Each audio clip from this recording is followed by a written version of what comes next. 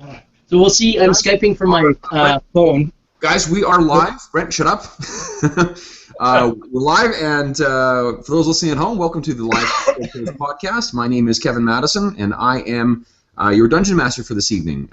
We have two players from our regular podcast with us right now, and there may be two more joining us later on, but I'm not certain about that. Brent, why don't you do a quick introduction, who you are, and you won't know who you're playing yet for a little bit.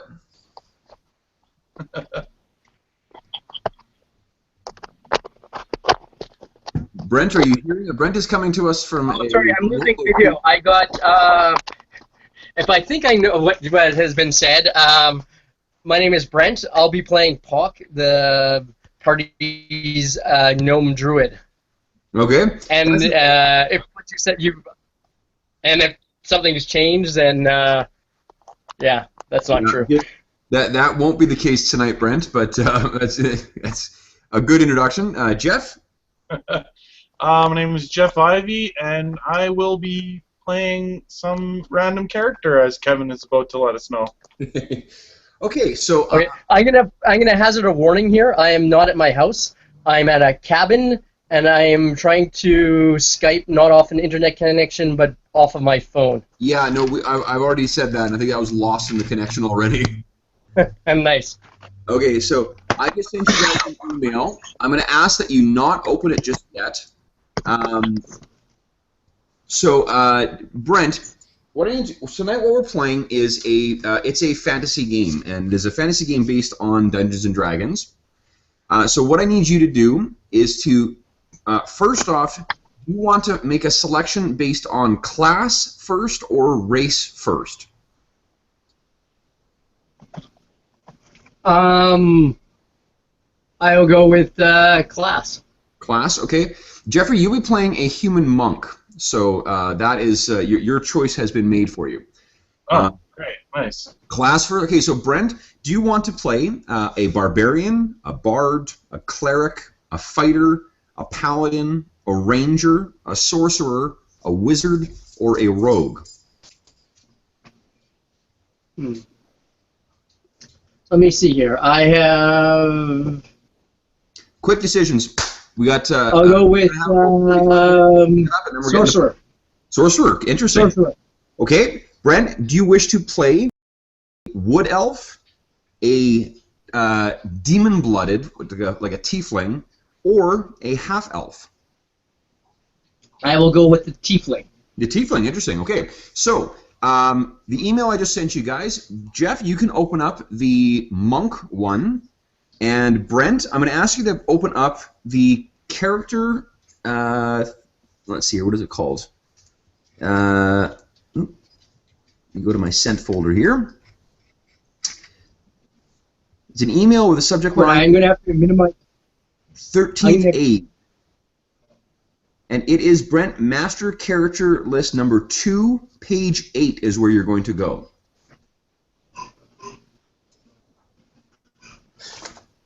Okay, this might be a bit awkward. I'm going to have to pull up the character sheet. I'm going to have to minimize Hangouts. Yeah, that's okay.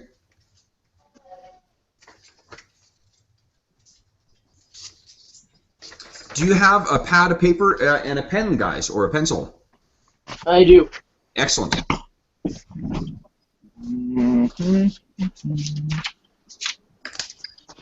For those listening at home who didn't get the email, what we're playing this evening is 13th Age.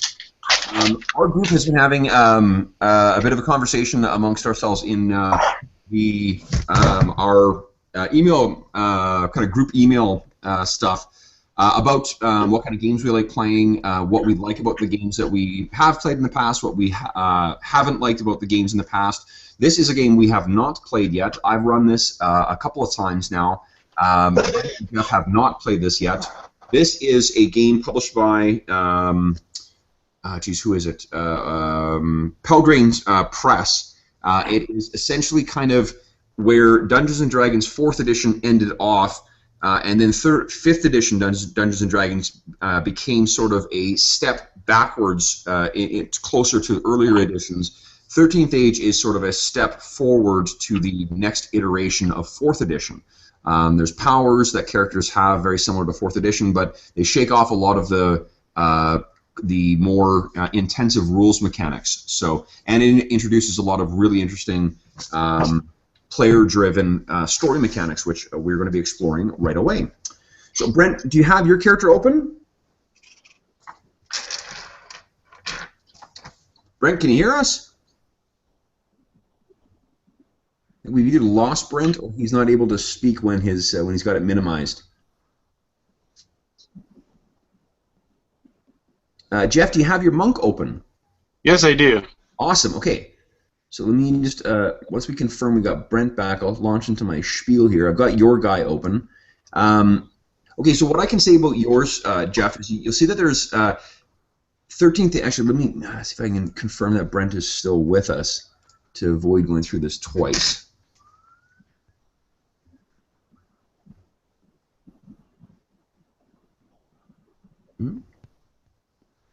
I think because of the amount of D&D and Pathfinder that you played, the characters, a lot of it should make sense, or a lot of it should seem familiar.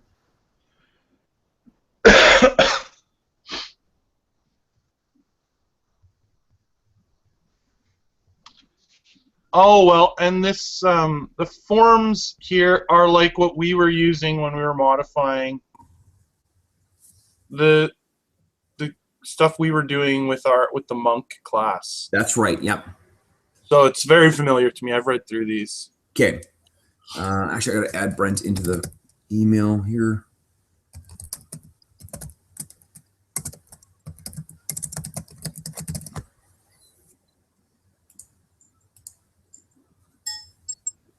Okay, we'll see if he comes back. Well, we might as well start in with yours. Okay, so Jeff, in 13th Age, there's two ways that the story kind of mechanics will come in tonight.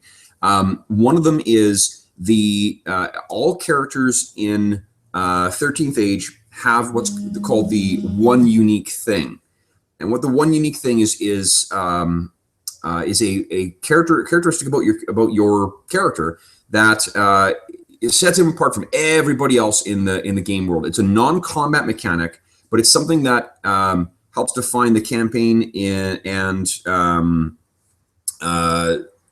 define the campaign and your character's place in it. Examples that they have in the book are things like, you have a clockwork heart crafted by the Dwarven King, or you've got, you're a transformed dragon, or you're whatever, like you're the heir to the Imperial throne. Okay. Yeah. So is that? So it can be really cool and powerful and magical as long as it's not game rules changing. Yep, it's something that doesn't affect combat. Essentially, it doesn't grant you like I have the right to refuse certain things. Like let's say that you're the heir to the Imperial throne. That doesn't come with it any kind of power or whatever else. What would be assumed is that you're the disinherited or the. Well, I already got mine figured out, and I don't think it affects the game in any way. Awesome. What's that? And it goes along with sort of the artistic nature that I've always used for Malark. Okay. He is covered in intricate tattoos. Okay.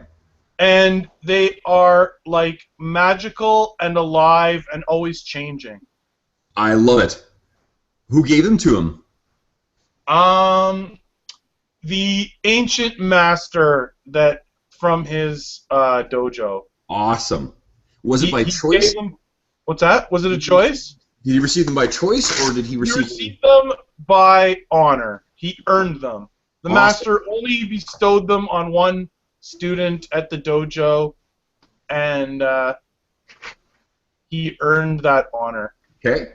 Brent, what I was explaining to Jeff and the viewers at home is that in 13th Age, there's a couple character and player-driven stuff that help set up the campaign and characterize the campaign and your character's place in it.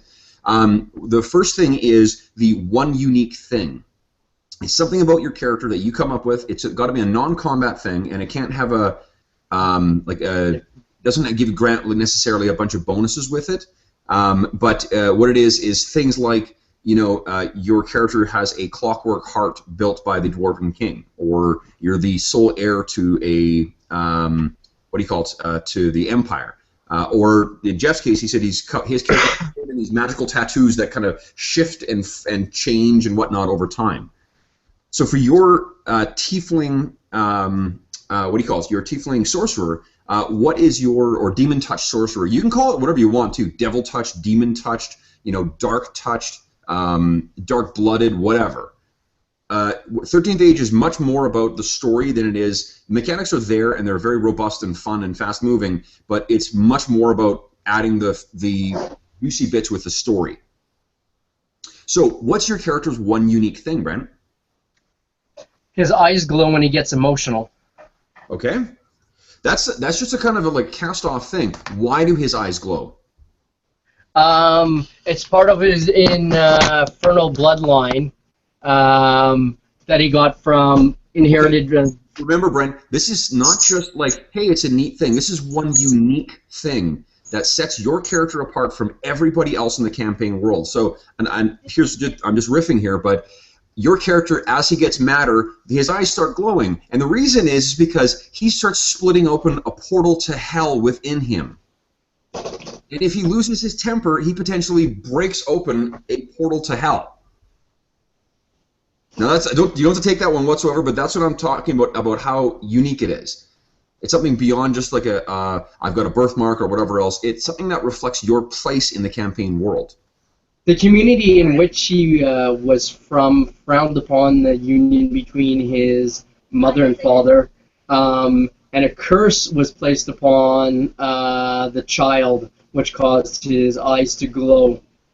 Okay. Or it manifested as his eyes could glow. Okay. The curse was intended to have more ill effects, but due to intervention by his parents, it came off as a minor effect. Okay. Take that one step further. What happens with the curse? What happens when it comes fully manifest? In addition to his eyes, you can feel ambient emotion that he's feeling. Let's go bigger and epic in it. It's not just your parents in some village somewhere or whatever else. This is the union of a god, or sorry, an angel and a demon. A deific union, and the curse manifests that what should have been a phenomenal amount of power manifested instead in a mortal being whose eyes glow. Well, then the environment changes. If he's happy and peaceful, it sort of feels more relaxing. If it's angry, maybe it starts getting warmer. You can feel the anger radiating from him. Yep. Things start getting hot. Maybe things even shatter, small objects or stuff around him. Yep, awesome. Okay, awesome. That's exactly what I'm looking for. Uncontrolled power radiates from him. Okay, so the second thing that we've got to dictate is in 13th Age, we'll go to the character sheets in a moment, but 13th Age you've got, instead of skills, the way that they model kind of like your character's abilities to make them differ from other ones is something called backgrounds. Now you have 8 points to allocate, and you cannot put more than 5 to one of them, but backgrounds are the things that will be used when you need to complete tasks. So things like where skills would be used in Pathfinder or in Dungeons & Dragons, you use your backgrounds in 13th Age. So, and I would encourage you to be as evocative and as descriptive as you want to with this. So, for instance, Brent, you remember my Rune Priest character from James's campaign. What I took for him, or the way I built him in 13th Age, was I gave him 5 points in Warden of Everesca. And what I would assume is included in that is things like survival, nature, tracking, stealth in woodland environments. And then I took 3 points in Priest of Corellon. So that would probably give like my religion kind of knowledge, maybe some ideas about some stuff about magic, maybe a little bit about elven history. And that's sort of how it's more of a story-driven mechanic for whether you get your mechanical bonus to a roll or not. Cool. Can you tell us a bit about the setting we're playing in? Well, this is it. Okay, so we need to pick a lens that we want to see this through. Do we want to be playing this adventure in a typical high fantasy type setting? Do we want to play it in a dark fantasy, in a steampunk fantasy, in a like Asian style martial arts setting, in a like historical type setting? What type of lens sort of?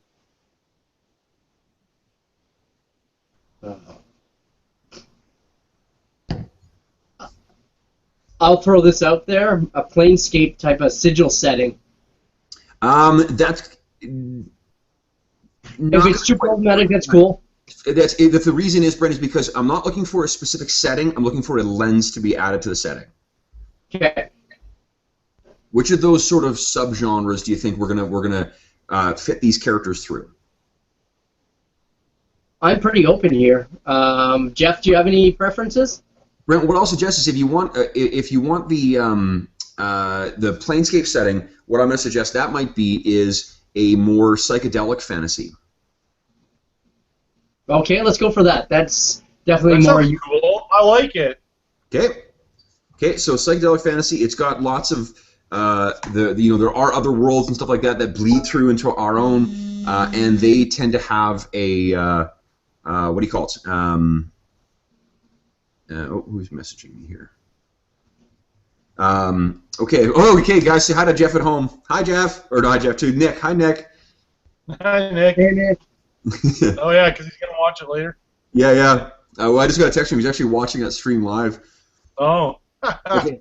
So psychedelic fantasy is going to be the lens. Okay, so in this world, it's really kind of like a very loosey-goosey kind of setting. But one of the things that does distinguish this place is the 13 icons of the world. There are 13 sort of beings of power that influence the world.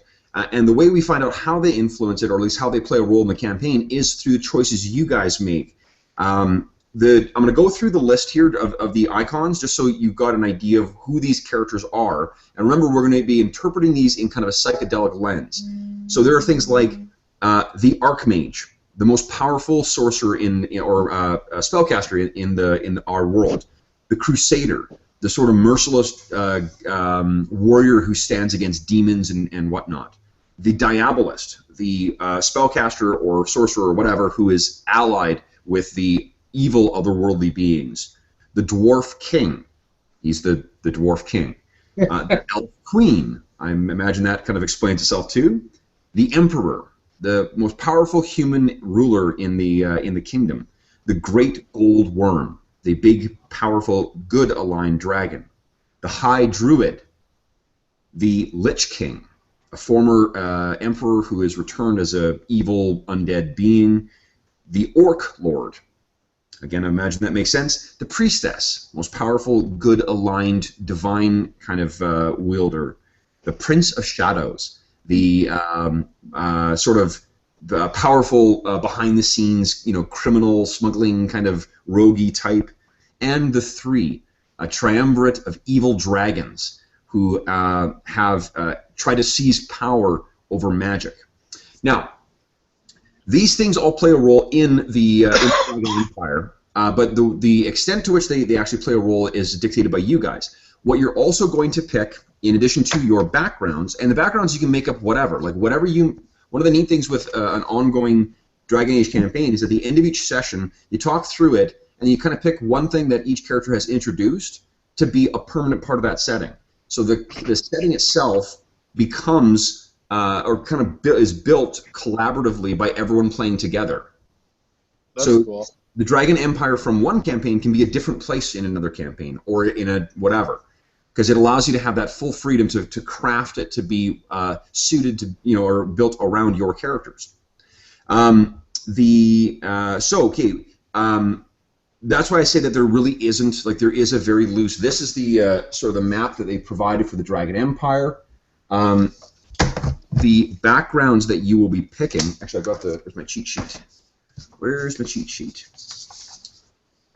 It's on one of the things you sent us? Yes, I got a player reference cheat sheet. You can ignore the other one. It may not have it in there. The player game aid? Yes, this has all the rules that you guys need to know are on that one page. Okay, So hang on. That one, Brent, you don't really need to worry about it. I was just going to say that might cause me to get kicked out of Yeah, don't worry about it. We can. Hangout. Yeah, it's something we can. I'll let you know what you need to know for the things. Okay, so the icons. What you will be doing is, let's see here. You start with 3 relationship points, okay? And what you're going to do is you're going to assign those relationship points to one or more of the icons. At the start of each session, I take a number of D6s, or you guys take a number of D6s, and you roll for each of the icons. You can have a relationship that is positive, neutral, or negative. If you roll a 5 or a 6, that icon is going to play a role in the session. If you roll a 5, it will play a positive role with a complication. If it's a 6, it will be a positive role. And you guys can kind of see how that plays out, or come up and just how it plays out. Okay. So for your backgrounds, whatever you want. Like really, like if you can rip off something from another. What you know is that your character's a monk, Jeff, and Brent. You know your character is a sorcerer. So your demon-blooded guy, or whatever you want to call him. Celestial bastard or whatever. He is the, what do you call it? He has power that has kind of, welled up from within him. You can describe that as being however you want. It can be like that he somehow learned this stuff or whatever. Same thing with yours, Jeff. It could be the result of years of training, or he could just be a martial master. Someone who is just a natural for that kind of stuff. So, what do you guys say? How are you going to assign your 8 points of backgrounds? Okay, well, I got mine kind of figured out. You can help me, Kev, sculpt it, but I'll give you the backstory that I've got. Okay. So, he is, highborn, or whatever you want to call it, like born into a good family, but they were a rich, very hard-working family.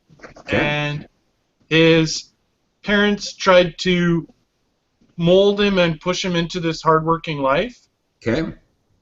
And he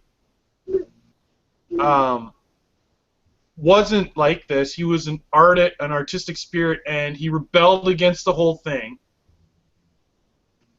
Okay. Oh, hey, Hayden. Hey, Laura. Hello.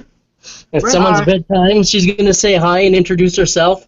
She'll play a gnome or something else short. Oh, boy, she's so much bigger. Yeah. She has a ravenous appetite, too, so I'm assuming that's time when you start plying her with coffee so she stays around that size. Yeah. We'll make her a gnome. Her background is Devourer of Worlds. Yeah, she looks kind of like Pock. Okay, so sorry, Jeff. No, he fled his family life, or this hardworking life that they had planned for him, to become an artist. So he was, living this bohemian life, and he got caught up in whatever kind of drugs or alcohol or whatever is involved in that kind of lifestyle, and he got really deep into it, and lost everything and lost focus of this artistic life, and just became like a druggie, a street rat. Yeah. And then this order of the monks, he was going there and getting food, or they were feeding these people or whatever, and he saw their lifestyle, and they saw something in him, the master, and he brought him into the monastery and trained him, and he was sort of always his favored pupil, even though he was like this.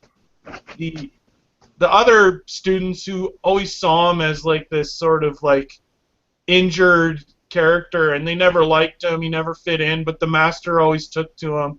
And like I said, he bestowed these magic tattoos on him, and so he's kind of hated in his own order because he's like favored by the master, and no one knows why. What's your order called? I think it'll be something like, Order of the something tattoo, like Order of the Phoenix tattoo or something. Okay. And so like all of them get this special tattoo, but only his is animated and part of like a complete body tattoo that he has. Okay. So like the tattooing is special to their order. Yeah, yeah. What about the like something like the Order of the Scribed Skin or something like that? Yeah, something like that. That sounds good. Okay. So here's the two things I'm hearing from from your background is you've got like a fallen dilettante, kind of part of your backstory, and you've got member of the Order of whatever as sort of your two. Well, I'm kind of seeing it as three. Like he would get some skill stuff from his upbringing in the dilettante world, like some business stuff, some politics, some that kind of stuff. Fallen dilettante, I'd allow you to use sort of both bits of that. That would have some streetwise stuff and maybe some high stuff. Oh, okay, yeah, and then that's fair. And then I was gonna say, some like streetwise and like city survival and those kind of things from that. Okay. So what I want to put down is those two, the Fallen Dilettante and Order of whatever. What do you want to put? Just 4 and 4 in each of those? Yeah, a balanced life, I think. Okay. Okay. Brent, what are you going to put your 8 background points in? Remember, you can't put any more than 5 in any one of them. What do you think? Okay, I came up with 3. I'll call the first one Bastard of Heaven and Hell. Awesome. And that kind of incorporates his knowledge of planar matters or unearthly matters based on his parentage. I also see, so Brent, that's probably, like, because he's that, at a glance, he'd be able to see and recognize the influence of heaven or hell on earth, too. And then I'll either take 2 points in what I call Wanderer or Hunted Wanderer, depending on how you see him. Like, he wandered from place to place because he's not really welcome, or because he's being hunted by people who don't like bastards of this unseemly union. Okay, so what about Cursed Vagabond? That works too. Okay. Okay, so now you... And I was going to put 2 points in that. Okay. And then I was going to put 2 points in something like along the line to signify his personal nature, like, I don't know, say, call it Power of the Torn Soul or something, where maybe what that curse really did was made his inner nature more apparent to the outside world. Okay. So where he's got a bit of heaven and hell, that curse, not only do his eyes glow, but it sort of, bits of heaven and hell sort of seep out of him at certain stressful or emotional times. Okay. So,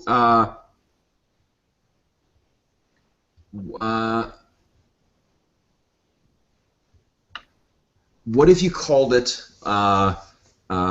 like, the aspect of... Oh, you've already got heaven and hell in the one. You know what, Brent? I'd actually, if you want to put 5 points into Bastard of Heaven and Hell, I'd let that ability kind of catch in there, too. Okay. Not just your knowledge of that, because that's part of, like, the background doesn't have to be a specific, anything that would conceivably fit within that background or that narrative. It's going to be able to fit in your what do you call it? As sort of the background, or they get the mechanical skill benefit from it.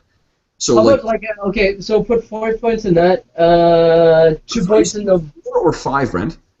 Huh? Are you saying 4 or 5? So, okay, we could do that. We could do the 5 points in the Heaven and Hell, 2 in Wanderer, and say, like, a point in something like, because he's maybe seen a lot, a point in something like Guts, or something that he's not fazed by the supernatural. You're thinking too mechanical in this. Think of background. Guts is not a descriptive narrative background. What instead is, if you are a cursed vagabond, I'm assuming by that description that you've seen shit. So because what's going to happen in the course of play is when I ask you guys to make rolls, you're going to say, as a cursed, like, say I want to make you make a skill, like not like Guts check, but like a fear type thing or whatever. You could conceivably say, you know what, I think as a cursed vagabond, I may have seen shit like this before. I may let you make a skill check, and you'd be able to add that bonus then. Okay. Sure. Let's put 3 in that and see how it goes. Okay. Yeah, like, they're not, the backgrounds aren't really, like, they're not watertight compartments here. They're, it's, if you can, the onus is sort of on you to give me the narrative stuff or give me the backstory that fits that in. The neat benefit or the neat sort of corollary to it, or spin-off from this kind of approach, is that you're filling in your backstory on the fly. Yeah, I love it. Yeah. It's like if you have a good reason to be good at something from your backstory, right? Like if we need to, I don't know, open a door and I can explain how when I was living on the street, I, committed many B&Es and I'm quite skilled at picking locks or whatever, like. Exactly. Yep, that's exactly it. Okay, so would you guys like me to go now? What you're going to pick is your 3 relationship points. Now you can put all 3 into 1. You can put 1, 1, 1, 1, 2, 1, whatever you want. You're going to have either positive, negative, or neutral. And it is the relationship with the icons. Now, from what you guys have described to me, I imagine that the Diabolist or the Priestess may play a role in your backstory, Brent. And it sounds like the Prince of Shadows or the maybe Priestess may play roles in yours, Jeff. But I'm going to leave it to you guys to decide. If one of those kind of strikes out, jumps out at you, the effect that this is going to have is that the ones that are kind of going to be the ones that dictate what's in the campaign. Right. Was there one that would be like, I don't remember them, Kev. Let me go through the list again here. Yeah, just go through them one more time real quick. And you guys can jot down which one. So they are the Archmage, the Crusader. That's the guy who fights against the forces of heaven and hell, or against hell, rather. The Diabolist, the guy who trucks with the forces of hell. The Dwarf King, the Elf Queen, the Emperor, the ruler of humankind, the Great Gold Worm, the High Druid, the Lich King, the Orc Lord, the Priestess, the Prince of Shadows, and the 3, the triumvirate of evil dragons. Which of those kind of jump out to you guys? And remember, you can have positive, negative, neutral. Or, conflicted is what it means, not neutral. Positive, negative, or conflicted, where there's bits of good and bad in that relationship. Okay, I got 2 of them. Okay. And the Emperor. Okay. I'm going to say because my family was highborn and all the stuff, the shame that I brought to them or whatever. Okay. I'm going to go with conflicted, though. Okay. Because awesome. I'm going to say it's not all negative. My parents are still respected people, so... Awesome. And the Prince of Shadows. Okay. I'm going to say that there's a positive relationship. Okay. And do you want to, are you putting 2 in one and 1 in another, or is there a third icon you've got in mind? Well, I was thinking it would be cool if there was one of the icons that my order opposes. Okay. And I don't know, Kev, you would have a good suggestion for that? Like, it doesn't even matter to me. Like, it could be the Dwarven King. It could be any of them, like some old feud or some... The things they get, the Diabolist works with infernal and insidious forces. In here, in this type of setting, a psychedelic fantasy, they may be like maddening forces as well to try to bring down, bring chaos to the world and whatnot. Okay, yeah, that might work. The Diabolist, okay. Yeah, and then I'll say that's a negative relationship. Okay, excellent. Brent, what do you think you're doing? All right, I'm going to go with 3, 1 point each. Diabolist, conflicted. Okay. Crusader, conflicted. Okay. Archmage, positive. Awesome. And the reason I'm going to go with the Diabolist and the Crusader are they represent sort of he interacts with them based because of his heritage or his birthright.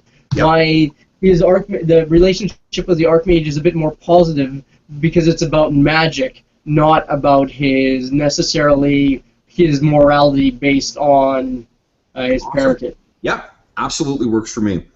Okay, so here's what we're going to do. Okay, so before we do our rolls, before we get into the actual game, let's quickly go through the character sheets here and say what you actually can do and what these mean. Now, a lot of stuff will be very, very similar to you, or very similar or familiar to you because of our experience with D&D. The attributes are exact; those should look familiar to you. Let's see here, things that don't look familiar. There are 3 defenses in 13th Age. There's your armor class, which you're using to try and hit. It's your whatever. You have physical defense, which is your toughness, your hardiness, your agileness, and blah blah blah, all kind of rolled into one. And there's your mental defense. That's so anything that's going to affect you, like a mind control spell or a psychic blast or something like that. Attacks your mental defense. So you'll see in your powers they list them as being attacking, AC, PD, or MD. That's what those mean. Hit points work the same as in D&D. You lose hit points. You get as you get injured. When you reach the halfway point, you reach a point. It doesn't do anything mechanically, but there are some monsters that have an ability or have abilities that affect staggered things more. And you have your recovery die and your recoveries. These work exactly like healing surges in 4th edition. When you use one of your recoveries, you can gain a second wind in combat. It's not called second wind in this, but I can't remember what it's called.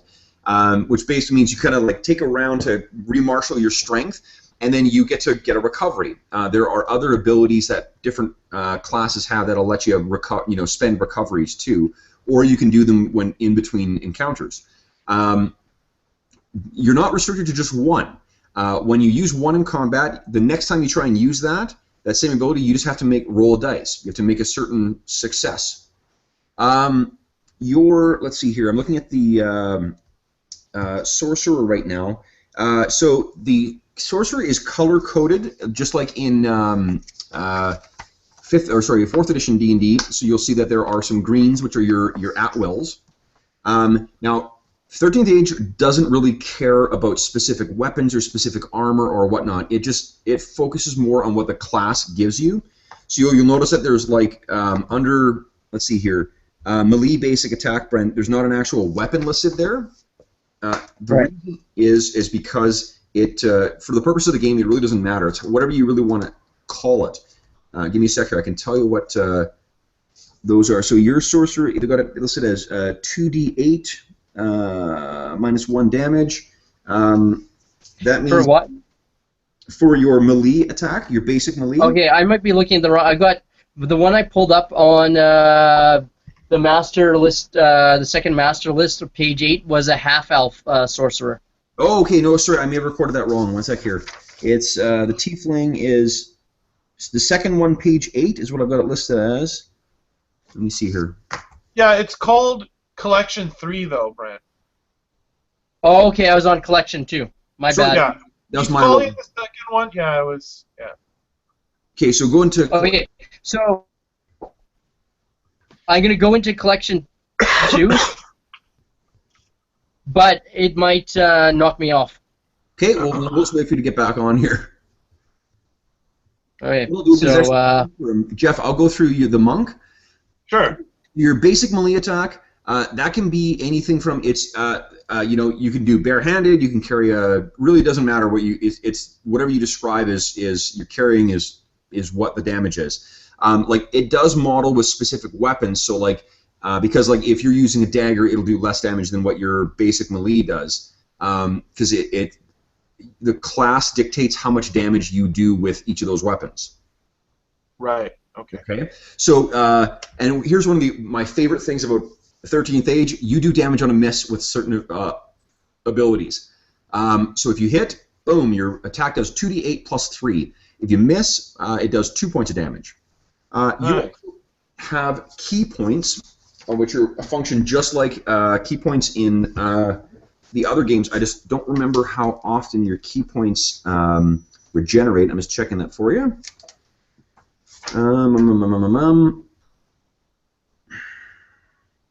Each day, okay, so they regenerate after you take a heal up, which is like a long rest kind of thing. Okay.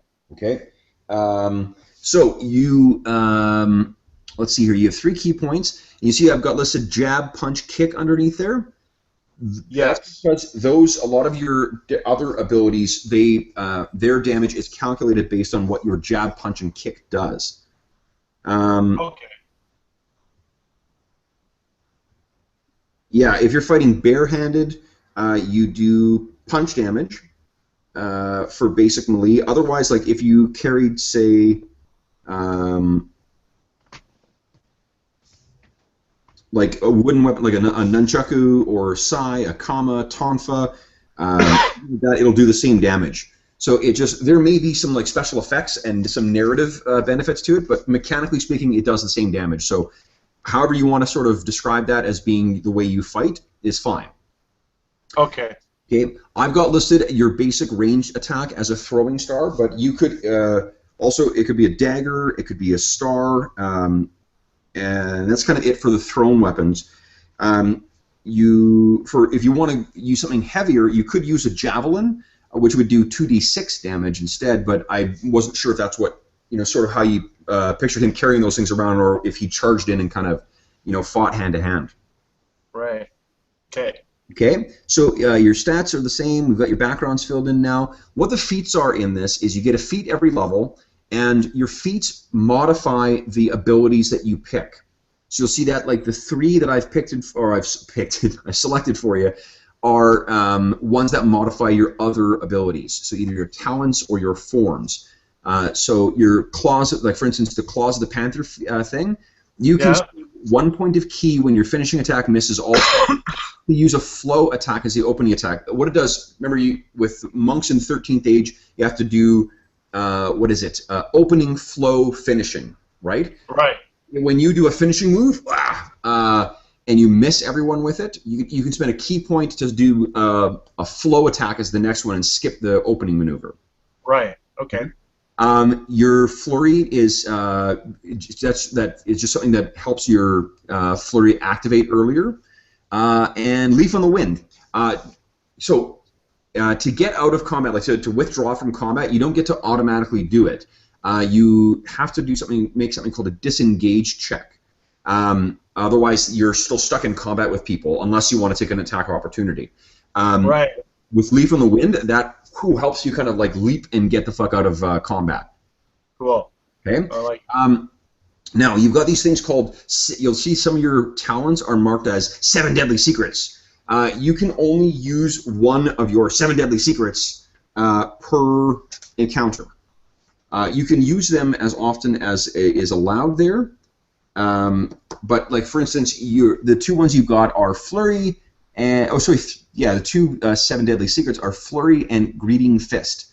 Greeting Fist just gives you they take extra damage on the first hit, so it's sort of like that's the style you're fighting in for that encounter. Right. And each of them, okay, so the flurry is sort of like what we discussed before about. Did we lose Brent? Sorry, I'm just going to see here. No, I'm still here. Oh, you're still great. Okay. The flurry is sort of like we described about how you have to wait till rounds in before you can really start, unleashing the crazy shit. Flurry is something you can't use until the escalation die is at 2. Now, the escalation die is each combat, it starts at 0. And then each round after that, I will start counting up from 1, 2, 3, blah, blah, blah. You add that number to your 2 hit numbers. So as you get further into combat, you're going to get this greater and greater bonus to hit.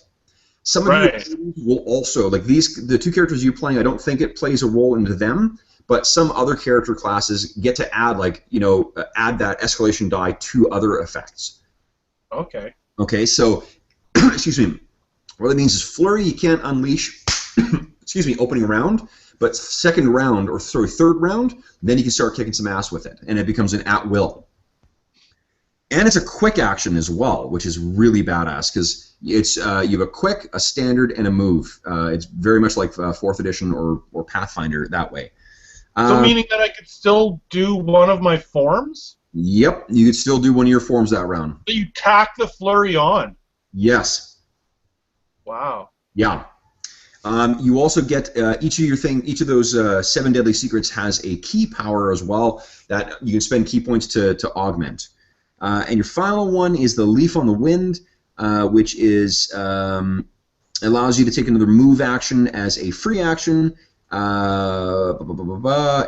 if you fall with a tree or whatever next to you, you can fall 60 feet without getting hurt. Like if you jump down the side of a building, you can kind of like skitter along the side and not take any damage for up to 60 feet.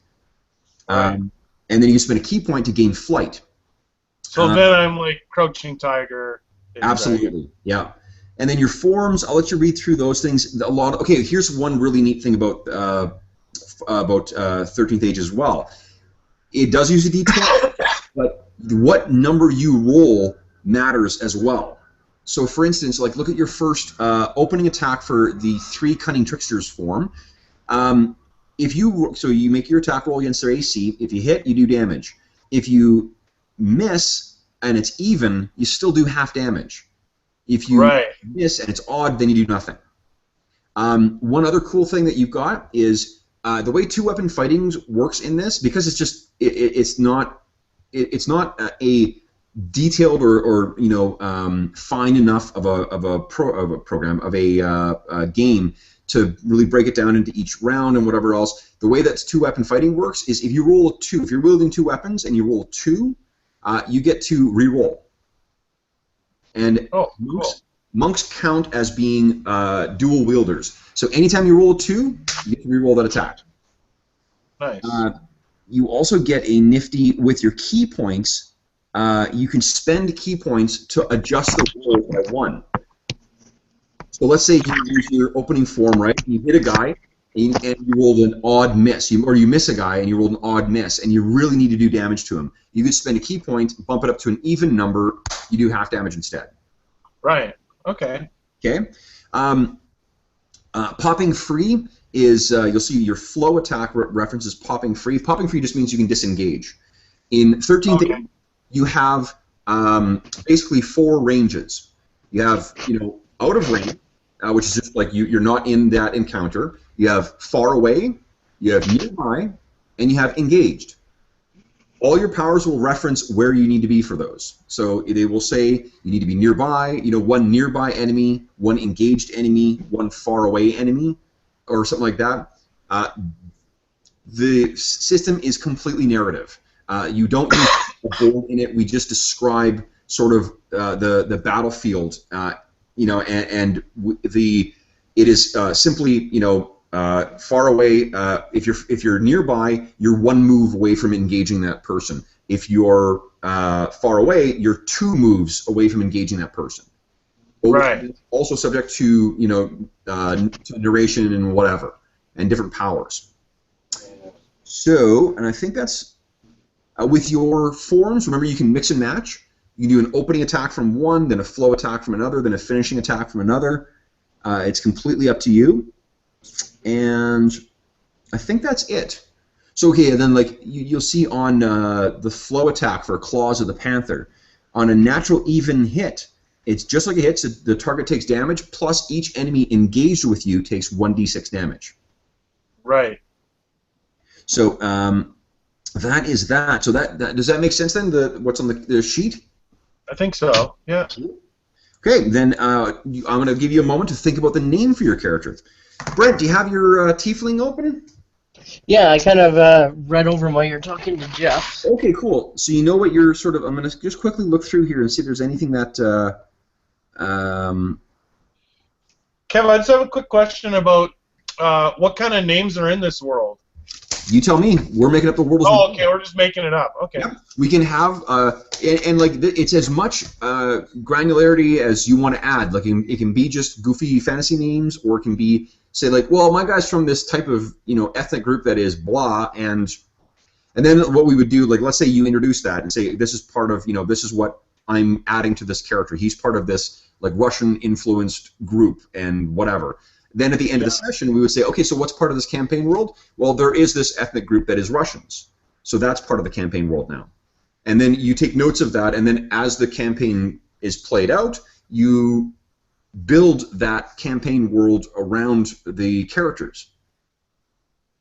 And the players, I guess, more importantly. Yeah. Okay, Brent, so with your guy, let me quickly look through the thing here. I think most of it should... One question for you. How does recharge work again? Recharge is at the end of an encounter. When you take a short rest, or whatever it's called in this, you roll a d20, and if you roll that number or higher, you get that power again for the next encounter. You don't have to wait for what's called a heal up. A heal up, like, you don't automatically get your powers back the next day in this. It is much more narrative driven. So, like, let's say you're traveling through some dangerous countryside, and rather than like, oh, I've only got one encounter today, so I can use all my dailies and that's it. It is when it makes sort of narrative sense for you to have a chance to, like, okay, we're out of danger, we can really, get our heal up. So what it would allow you to do is, I only mention that because it's not, or it's expressly not like, oh, the next day I'll blow everything and then I'll be fine.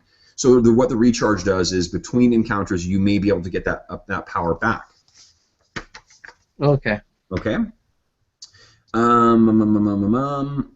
Yeah, here's another example of those natural evens. So Brent, let's say with Lightning Fork, if you hit someone and you rolled a 14. It's the number before the modifiers, incidentally, not the modified number. If you rolled a natural even on your attack roll, hit or miss, then you get to attack another target with it. It arcs out and goes somewhere. Cool. Yeah, that's neat. And it looks like he gets these chaotic benefits for a lot of his stuff if he rolls in evens as well. Yep. On a 1 or 2.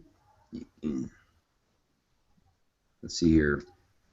For a Chaos Bolt, if the attack was even, you gain a chaotic benefit. It's sort of neat. Oh, nice. Okay, cool. So yeah, you'll make sure you keep track of that, because I'm going to forget. The way resist works in this is your natural attack roll, unmodified, has to beat that number, or it takes half damage. Cool. So, like, for instance, like you say, you gain resist fire damage 2. In this game, you'll see that the mechanics are way more transparent than what you're probably used to in other things.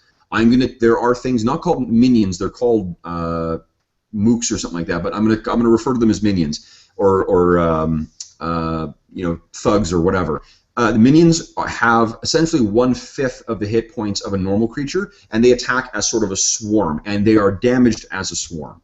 So let's say you're fighting a group of 5 goblin minions, and let's say each of them has 5 points of health. If you do 17 points of damage to them, that means you've killed 3 of them and injured another one. That make sense? Cool. Okay. Like I said, it's way more narrative driven than than a lot of the other games that we've played. Let's see here. I think so. All your different spells, they make sense now, right, Brent? Yeah. Like, Spell Frenzy. So the escalation die has to be 1 or higher. First round you can't do it, but as soon as that escalation die hits number 2, you're good to go. Oh, sorry, number 1. So second round. What else? Another neat thing is, like, for some of your more powerful spells, tactically speaking, and like you play however you want, but I mean it strikes me that sometimes you may want to wait till later rounds so you got a better chance to hit because you're going to have that escalation die as a higher number. Right. And remember, you add your escalation die to your to hit number, to your to hit rolls. Okay, and I think that's it. You got your infernal thing, and you can see, Brent, on the character sheet where the feats have modified their powers, right? Right. Actually, one question: how does Curse of Chaos work? It says trigger, so is that like an interrupt then? Yep. Trigger: a nearby enemy rolls a 1 or 1 to 5 on an attack or a save. Then you improvise a further curse that shows how their attempt backfires horribly. So this is, again, one of the things where it's very transparent. You're going to know what my rolls are sometimes. If there are powers that affect your rolls, or if they're, for the purpose of today, to kind of, so we all learn the system, I'm going to tell you when some of the monsters or your adversaries' powers have triggered as well. Because it's a neat way of not abandoning the D20, but adding a lot more nuance and a lot more importance about a high number, right? You're going to be looking more closely at what the fighter in particular. You would see is the fighter is always looking at that number because whether they hit, they miss, the number they roll may trigger one of their other abilities that can help them later on. They have a scale of kind of like least complex character to most complex character. Oddly enough, the fighter is one of the most complex characters to play in this game. So, okay, so that is, I think that's all of all your powers. So what I need then is a name from you, Jeff, and a name from you, Brent.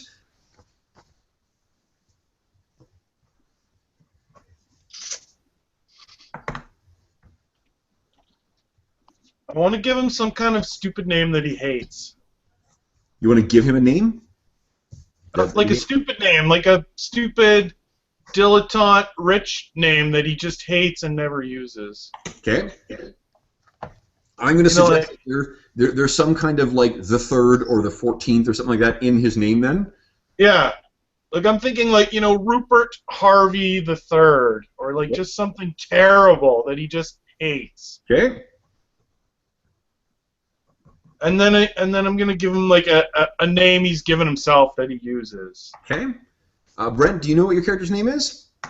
Give me a second here. I've got a couple ideas. I'm just rooting through them in my head. Okay.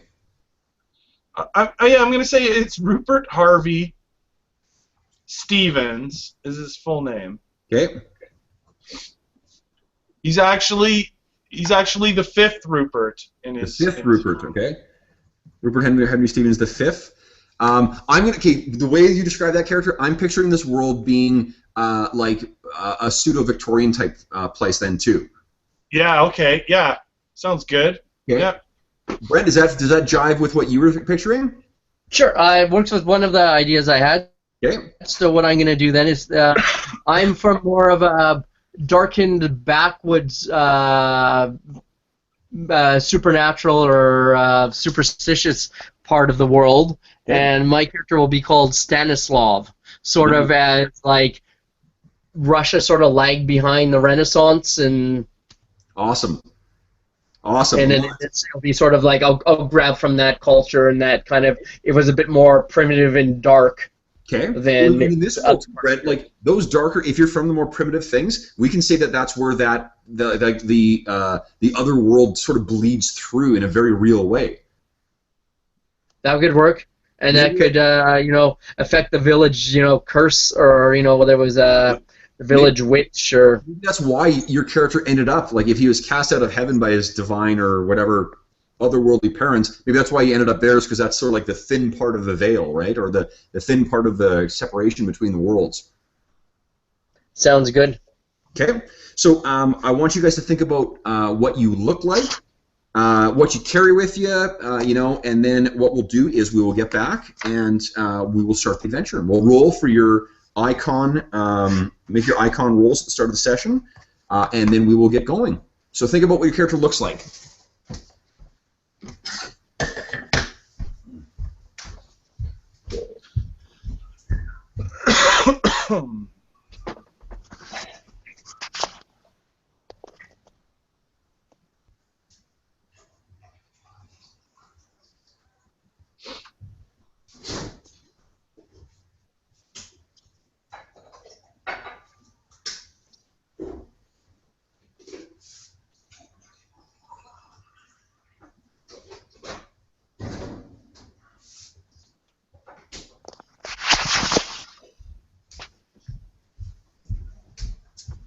Okay.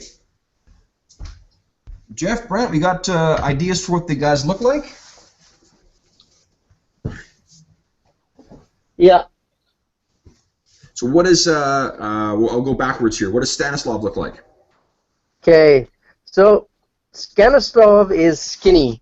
Not really strong. He's got a surprising constitution. Doesn't look it. His eyes are flicker. You got the flicker of intelligence in his green eyes. Black shoulder-length hair. Okay. And very kind of like sort of pretty boy and charismatic. He's got to have some kind of, or he should at least have some sort of characteristic that makes it clear that he's otherworldly, beyond just like glowing eyes when he gets mad. He's 2 small horns. okay. Actually, ignore that, Brent. The way that you describe it, if what you want is that it's not that he looks it, it's that he feels it when other people are around him, then that's good enough for me. Yeah, I want to be. It would be kind of more neat if it's sort of his shell is very much mortal, but it's the planar stuff is trying to leak out. Well, yeah, it's the kind of I'm the way you described it. I'm kind of picturing it like if someone makes an eye contact with him, they're just like they know something's off about him. Yeah, that sounds good. Okay, and maybe draws them in. That explains the charisma. They're like there's something about him that you can't really place. Yeah. That you're drawn in. Okay, cool. And what about Rupert? Is it Harvey? Yeah, Harvey. Rupert Harvey. Harvey Stevens. Yeah, I'm thinking. I kind of like a little bit of influence from this picture that's here. That I know no one can see it, but okay. So I'm thinking dark. He'd be like a dark, fairly dark skin, not like, but still Caucasian. Dark hair, dark eyebrows, clean shaven. He's got a clean shaven head except for the one long ponytail on top that he's grown and it's very long. Okay, so so he would have had like long hair when he was living on the street, and then after he joined the thing, he sort of, put it up in a ponytail, shaved all the rest off, and just has this long ponytail that he's continued to grow. Okay. He is physically he still looks like he's lived this hard street life. Okay. So, like he looks like he spent several years as sort of a druggie. Okay. But his training has added some layers of strength and fitness to that. Can I add a suggestion too? Is that because of his upbringing, like you see him and you think, oh, la, la, and then he opens his mouth and comes out with this, cultured, speaks like an educated person. Right. Okay. Yeah. That would be an interesting. Okay, cool. All right, so then, what I'm going to ask you guys to do is we'll go one at a time here, and we will roll for your icon influence. So. Jeff, why don't you roll 1d6 for the Emperor? Okay. 1d6. All right, the Emperor. A 6. Ooh, okay. So the Emperor's got a 6. That means they're going to have there's going to be a positive influence or a beneficial influence of the Emperor in this adventure. The Prince of Shadows. Prince of Shadows. Also a 6. Wow. Whoa. This is going to be an interesting campaign. Okay. And the Diabolist? A 3. A 3, okay. Brent, do you want to roll for the Diabolist? All right. Let me grab a dice here. 4. Okay. Roll for the Crusader? 5. Ooh, interesting. Okay. That means a benefit with a complication. And finally, the Archmage. 3. 3, okay.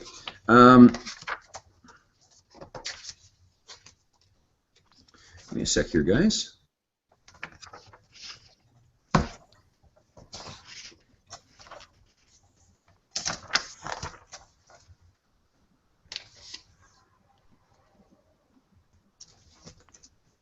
Sorry. Okay.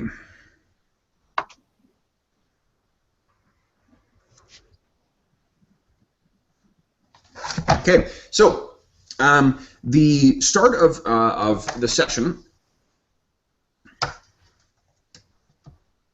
me see here. Finds you. Well, first off, how do you guys know each other? I'm gonna assume that you guys are familiar with one another. Okay. I would have wandering into your part of the world. Yeah. I mean, I could know you from my street time if you were like what's your background called? Tortured vagabond or something? Tortured vagabond. Yeah. Cursed Vagabond. Like, we could have met long ago when I was living on the street and you were traveling as a Cursed Vagabond. Okay. Yeah, my character is very much like that wanderer, no real home. What about this? So you guys met long ago, and then I'm looking at your relationships. Brent's got a conflicted relationship with the Diabolist, and you've got a negative one with the Diabolist.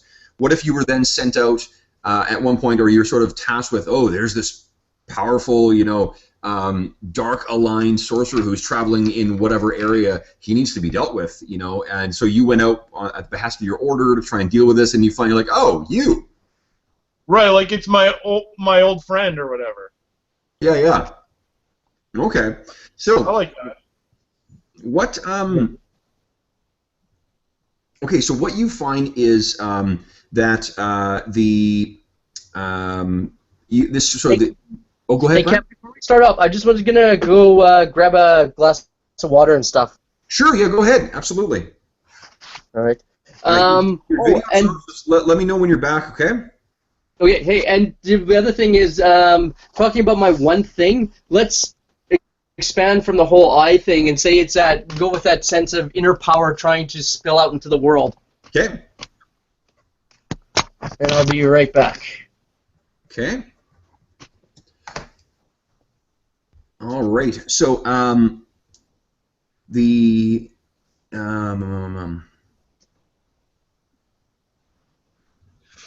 So I'm thinking a little bit more about my background, Kev. Yeah. And it's like, I think it just adds to the shame of my parents that I rebelled against their sort of Victorian order and that, like, their lawfulness, and went on my own chaotic journey and ended up sort of under this Eastern influence of order and lawfulness of this Eastern influence instead of their influence. Love it.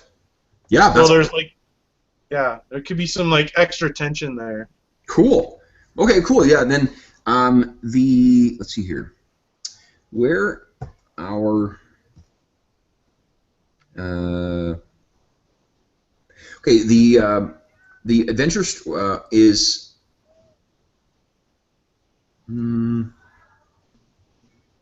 I should wait for Brent to get back here, but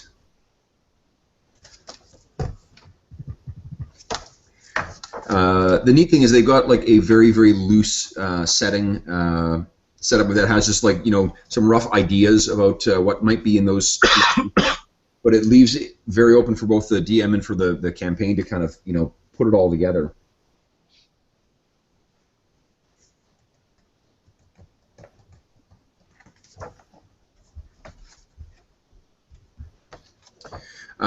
There is the capital of this like dragon empire is a place called Axis, and I'm seeing that in this lens we can kind of say it's like a sort of like a fantasy version of Victorian London, like this massive sprawling pile cities upon brick building on top of brick building with fog-filled streets or smoke-filled streets, and the spreading out of the empire and the emperor from there. Actually, if we want to go, the emperor doesn't have to be an emperor. If we want to stick with that sort of lens, we can say it's an empress as well, like Queen Victoria. Right. Cool. Okay. Sorry, I missed Brent's rolls on his influence. Did he roll any influence? He did. He got a 5 on the Crusader. Oh, okay, cool. Okay.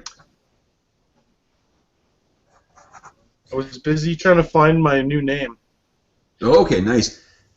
Yeah, no, what do you call it?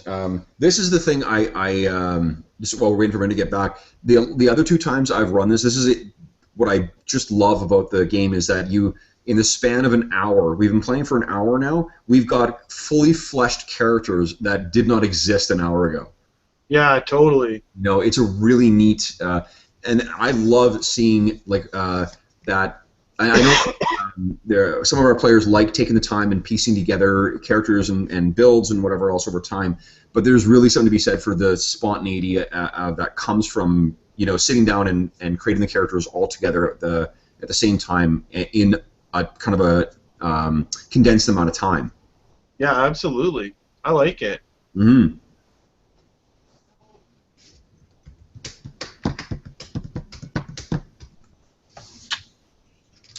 Okay.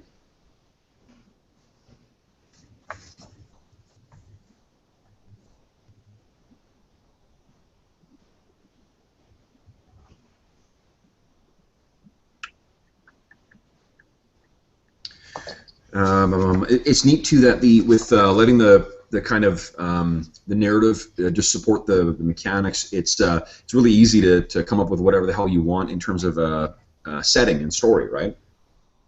Yeah. It seems like a pretty cool game system. I like it. Yeah. Well, wait till we get to combat. That's when I think it really. So is that all D20 based? So Yes. Yeah. It's D20 based, and but again, like the actual roll, while the high is better and whatnot, there still is effects from bad rolls too. Like there's no wasted turns in 13th Age. Right. I think either Brent is getting messages or he is Honking a horn. yeah, crying for help. Okay.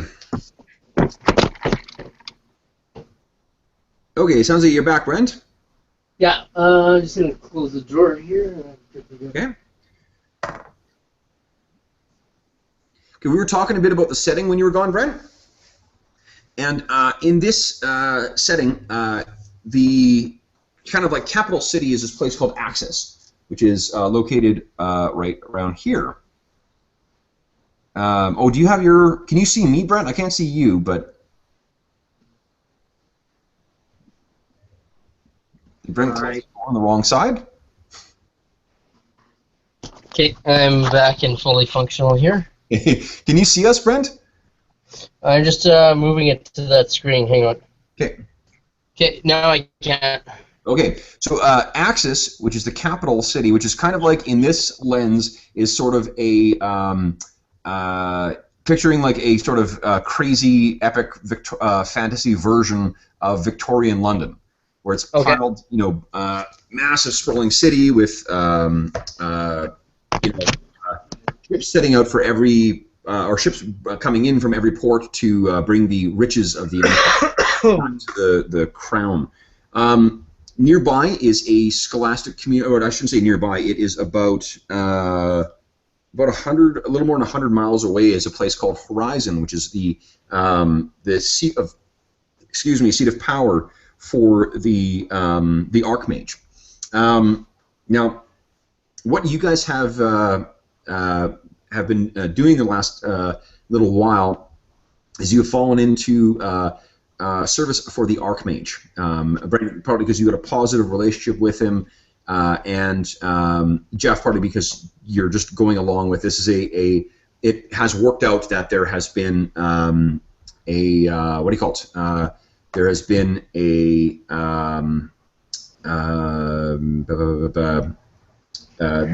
has aligned with sort of what your overall goals are. So you guys are standing in a coastal town on the northern reaches of the Midlands.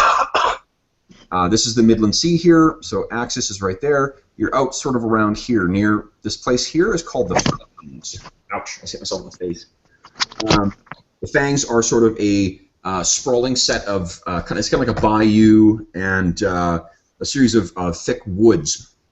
Oh, sorry, not there. Actually, you're further out. You're near a place called Drachenhall, near the sort of the edges of the Empire, if you will. Around here, Brent, I'm guessing is sort of where, or near where you would have grown up, so that it's going to have more of that Russian kind of Slavic feel to it.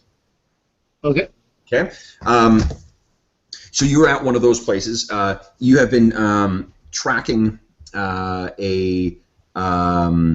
do you call it?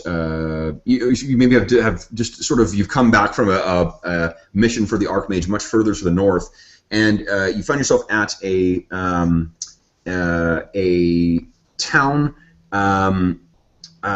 called Seaspray, and in Seaspray you are. This is a sort of a place that sets out for the wider, the wider world that is beyond the Midland Sea, out into the Iron Sea.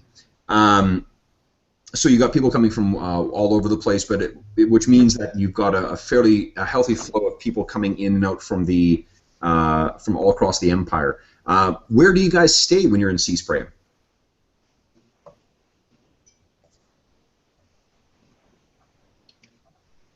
I don't know, mid-level inn of some sort.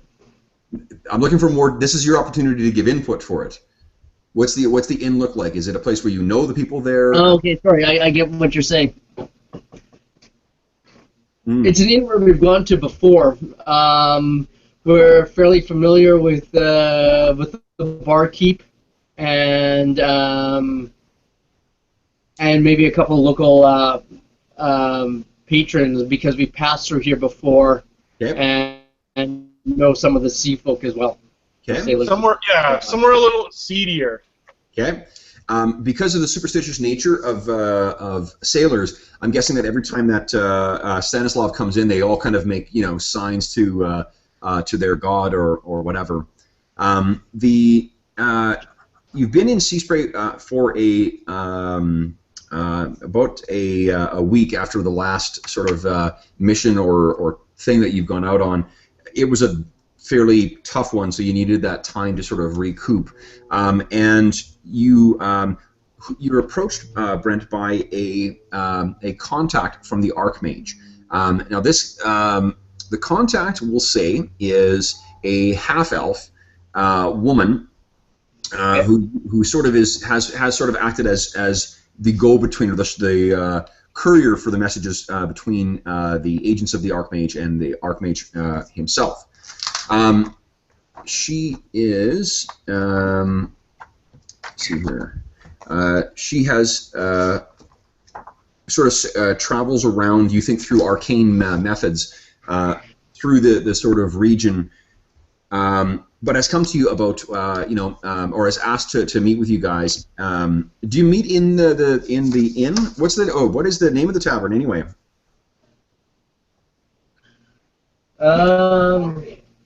The Dead Horse Pub. Okay. The Dead Horse. We're on the sea. The Dead Seahorse Pub. Dead Seahorse. Dead Seahorse. Or the Dead Mermaid. Okay. Sounds good. It's the Dead Mermaid. Do you meet her at the Dead Mermaid, or is there somewhere else in town that you typically meet with it? The Den Mermaid seems to be our place, so let's go there. Okay. So when you meet with what do you call it? Her name is going to be Eloise. So Eloise is with half-elves, it's always really tough to judge from age. She appears to be, at least to human eyes, to be in maybe her early 30s, which means she's probably, well into her second century at this point. Eloise is typically dressed in a kind of an outdoor, still obviously in a dress and dressed like the sort of civilized part of Axis, but in a more functional kind of, a functional outfit. She has, sensible boots on, and she carries a staff with her as well, and she carries a sigil that has the flame that is indicative of the Archmage. Brent, can you see that? Yeah. That is the sigil of the Archmage.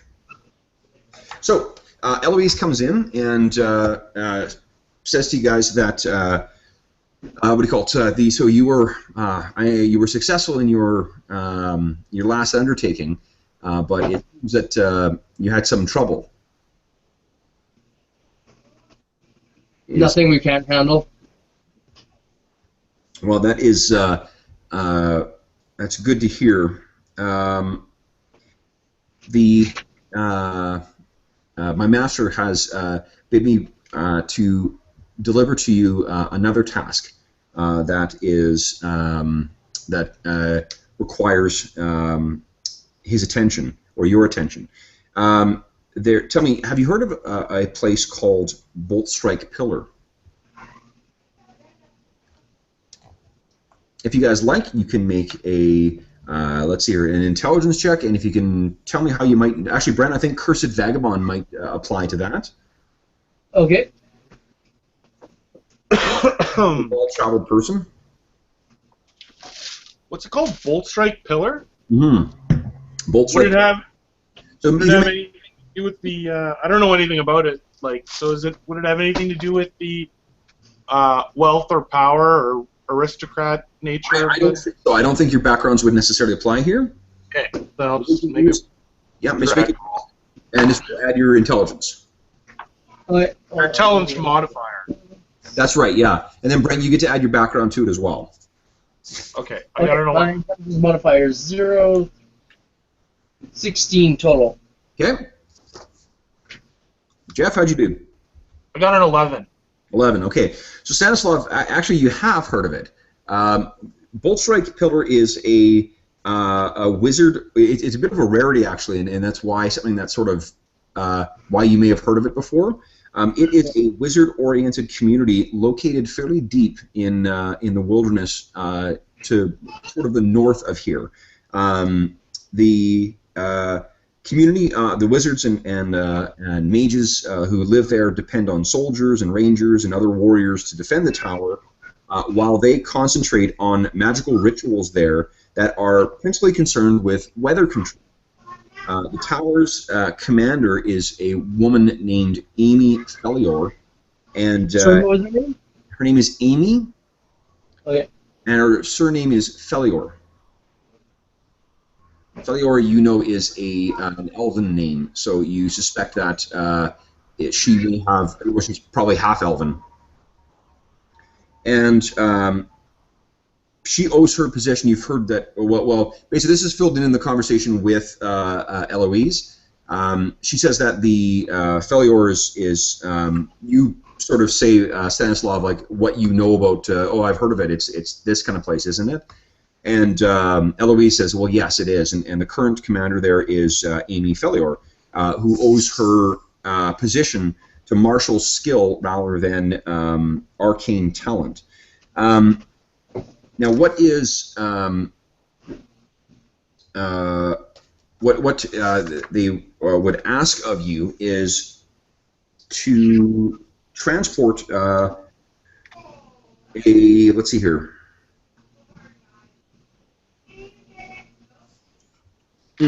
What they understand is that the agents of the Diabolist may be looking to seize control of Bolt Strike Pillar, and Bolt Strike Pillar, because of it's essentially what you've heard is like it's a rocky crag that's had a tower carved out of it.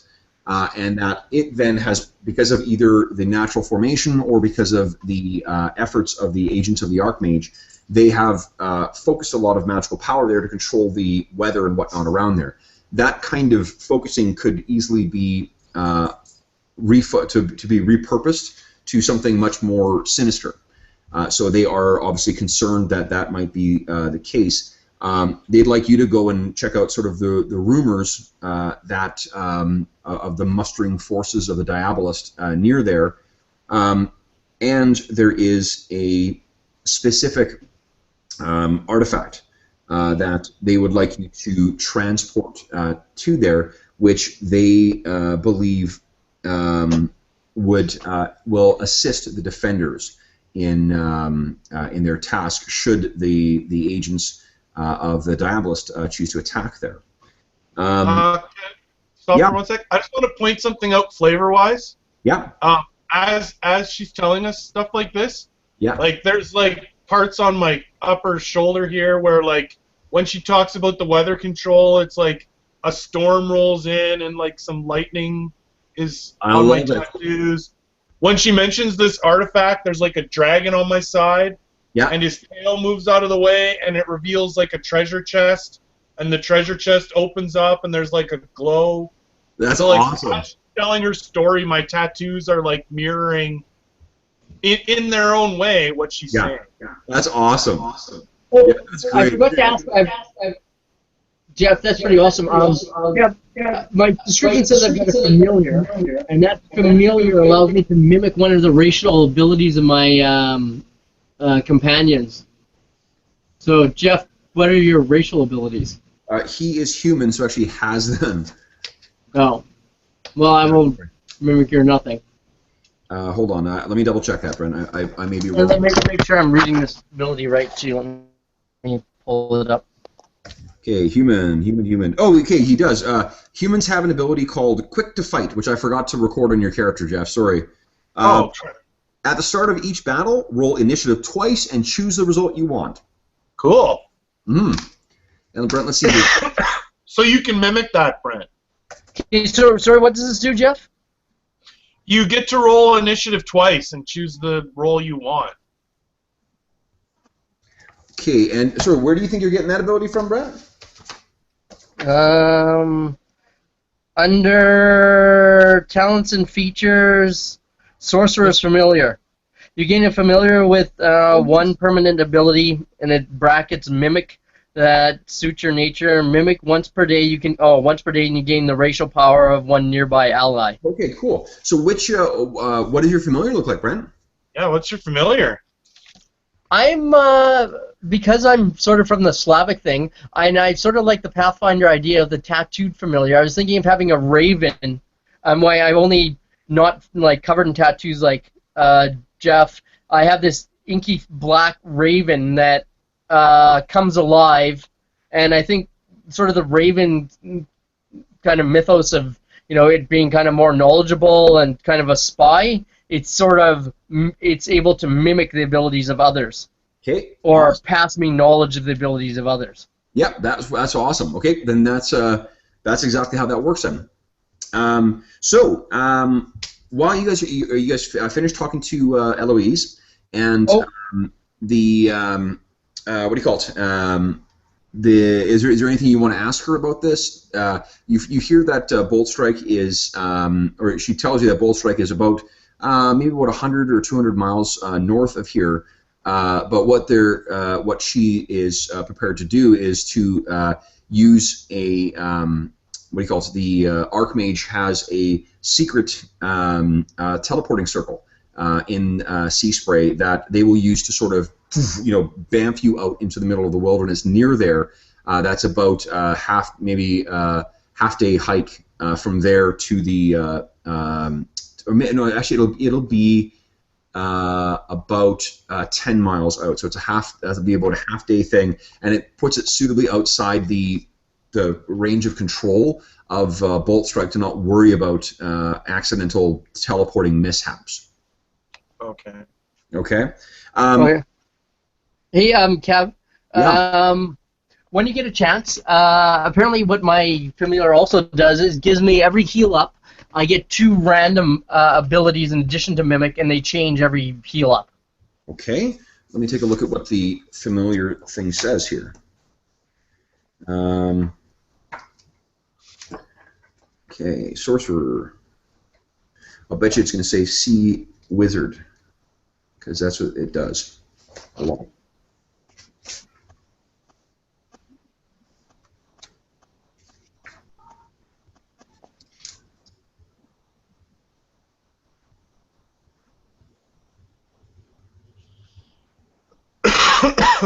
Okay, 149.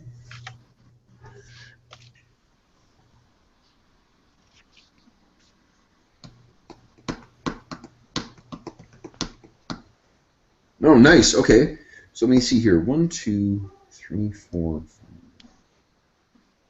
Brent, can you roll a D8 for me? Hold on, Kev. For some reason, you got really faded. Can you hear me now? No, hold on. Let me see if I can set something here. Okay, try now. How about now? Can you hear me?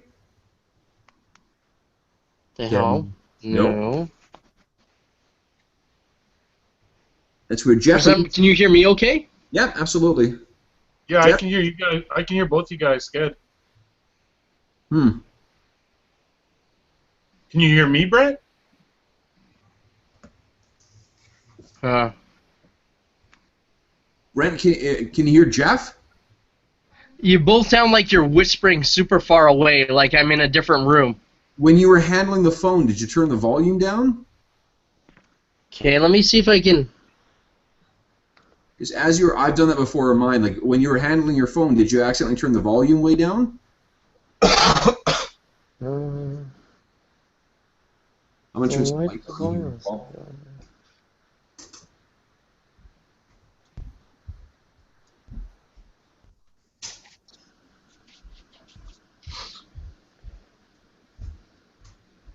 While Brent's messing with that, I'm going to tell you my chosen name. Sure, yeah. I'm going to be Boquin. Boquin. That's his chosen name that he uses now. How do you spell it? Boquin. Nice. Boquin. Okay. And it means to win respect. To win respect. Cool. What language is that? It's Chinese. Cool. Okay. Just from the exotic east. Brent, how's the volume battle going? What is Brent's character's first name? Stanislav. Stanislav.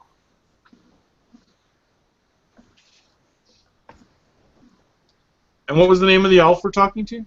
Eloise. Eloise.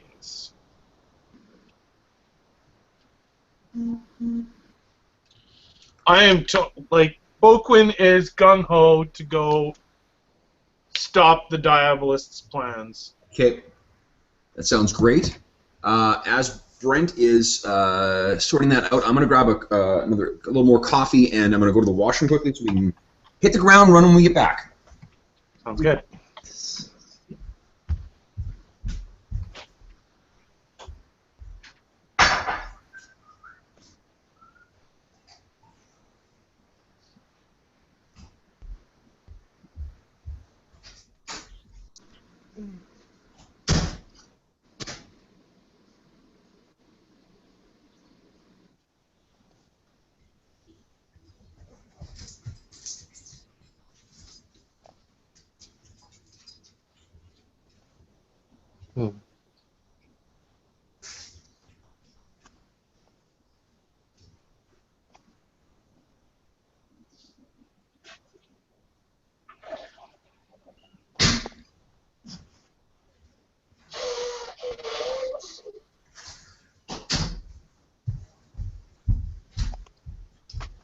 Coffee.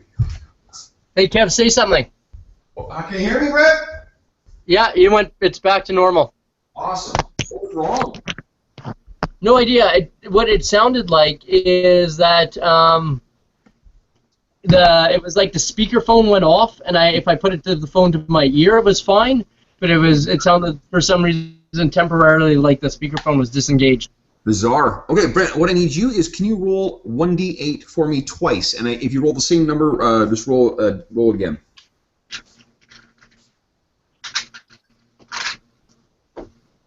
Seven and a 6. 7 and a 6, okay.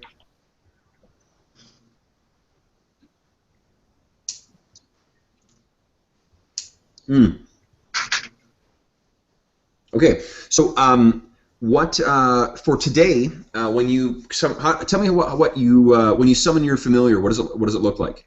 Like, is it coming from your neck? Is it coming from your arm? Is it? It comes from my arm. Okay. It's sort of the flesh starts to shimmer, and then the tattoo sprouts wings and separates and pulls itself off. Can I suggest something? It's not. It might be better on my head. Right, I'm going to suggest something. It's not a tattoo. It's a scar that you don't remember getting. Okay. It's a scar for a wound that you don't remember. So you move that, and then because the thing is that with these different powers, it's going to look different every time it comes out. Right. Hey, what were the two random things that I ended up with right now? Well, that's okay. One of them you rolled is that's what I'm about to describe. It actually has already what do you call it?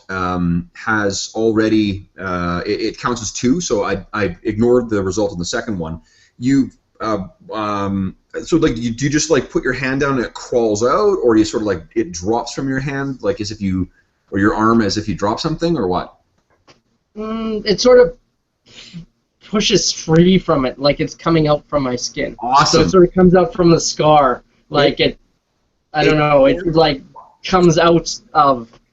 Top or bottom of your arm? It's a scar near my wrist. Okay. Ooh, interesting. So think of like suicide scar, like razor scar, but the tattoo sort of births itself from the wrist. Okay, so this morning... wound. When you is this a ritual that you start in the morning? You get this thing out, or what? Maybe I pull it out on need. Okay, so okay, then I'm gonna keep it in the back of my mind for what this is until you need it. Okay, so you've had the conversation with Eloise, in the bustling Dead Mermaid tavern. She told you about this that they think the Diabolists are moving in on Boltstrike Pillar. The Archmage, obviously would not like to see the area fall. They explain that there is sort of a if Boltstrike falls, there's other consequences that would come from this. The Boltstrike is very far from the Archmage's range of power, and likely has required the cooperation of the Elf Queen and the High Druid. If this falls, then that would be a problem. So, are you guys okay with this task then? Yeah, I'm good. Okay. Well, then she suggests that. There really is no time to tarry. She's, if you need to, so if you need a day to get your affairs in order here, first thing tomorrow morning, we'll meet at there's a warehouse nearby that she gives you the address for, and she'll leave you the day to sort of get yourself prepared. Do you want to do anything between that time, or what would Volquin and Stanislav do to occupy themselves for the final day before passing? Well, Stanislav is good to remain around the city. He's a vagabond and a wanderer. He will be happy to play dice and stuff with sailors and help himself to win by creeping them out. Okay. Okay. Or using his, he knows they think he's creepy, so he'll use that to his advantage. Awesome. Okay. Volquin? Volquin will, seriously, spend most of his time, standing over the back shoulder of Stanislav as he gambles with the sailors. Okay. Almost, like he said, creeping them out, just sort of help, not like there's even a discussion of, you should help me creep them out. It's just, I am sort of creepy. Okay, okay. Love it. And I don't, I stay away from the vices now. I've been down that road, so I don't really drink, I don't really partake, but I love being in the old atmosphere. Okay, nice. Okay, so you, It's a little later in the evening, and the gambling is running long and whatnot. And Volquin, you step outside. I'm assuming this is sort of like in Seaspray. This is you're not just gambling at the Blushing Mermaid. You've sought out the place where people from around you can picture the table has some people who don't even speak any language that anyone else at the table understands, but they all understand the game. Right. And there's this seedy kind of element that's all hanging around, and there's prostitutes, and there's side bets going on, and whatever. You step outside this sort of this seedy place to grab a moment of fresh air there, Volquin, and you can see you can smell the salty air, or the salt water or the air, I guess the salty air from the waterfront kind of blowing in. And you see, so there's some at the far end of the what do you call it? Of the alleyway that you're standing in, and it's cramped and overbuilt, kind of town. You see some figures are involved in some sort of thing that they notice that you're looking over, so they sort of like, ugh, come on, and turn and walk away. And you can hear what do you call it? You hear someone steps out and says, "Trouble you for a light, sir." You turn, and it is a what do you call it? It's a human man who's probably in his maybe in his like 50s. So he's got white hair. He's got just a hint of a beard and long straight hair, all gray, pulled back into a ponytail, wearing darkened clothes, and he's holding up a like a dark brown rolled like cigarillo type thing. Okay. I pull out from some sort of pocket you can't really notice, a like a wooden match or something, and light it in such a way that and hold it out to him. Okay, so he takes the light. Hey, Steve-O! Going on? What's shaking? Not too much, you? Not much, not much. We're gonna finish up kind of this scene. We'll come to you and get your character good to go, and then we'll jump back into the action. Sounds good. So the the man says, much obliged. He takes a puff, and he says, late night for you gents, isn't it? I'm used to the night, good sir. Of course, but Rupert, don't you have a big day tomorrow? Am I there as well, Kev? No, you're still gambling. Yeah.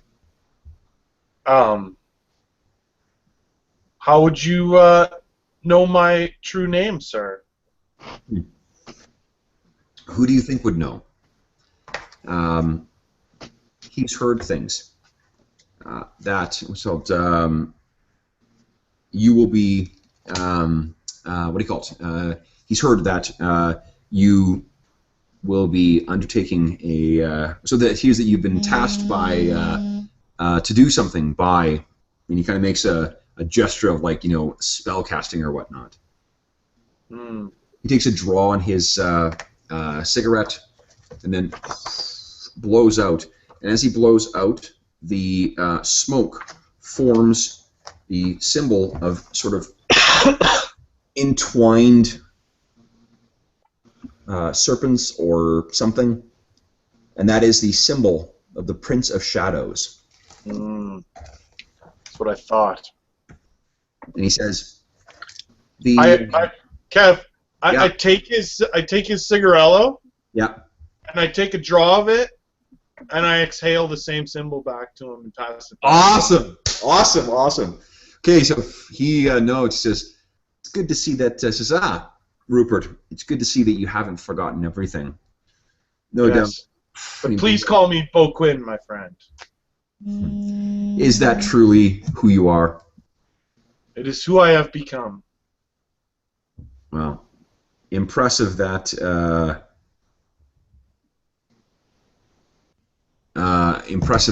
you are trying to change things, but remaining true to your roots as well. Our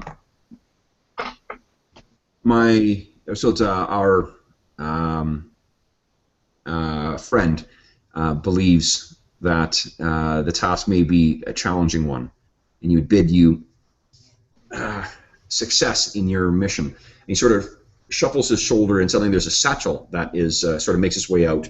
He unhooks the strap, brings it down, does the strap up again, and he says, I believe you'll find these of assistance.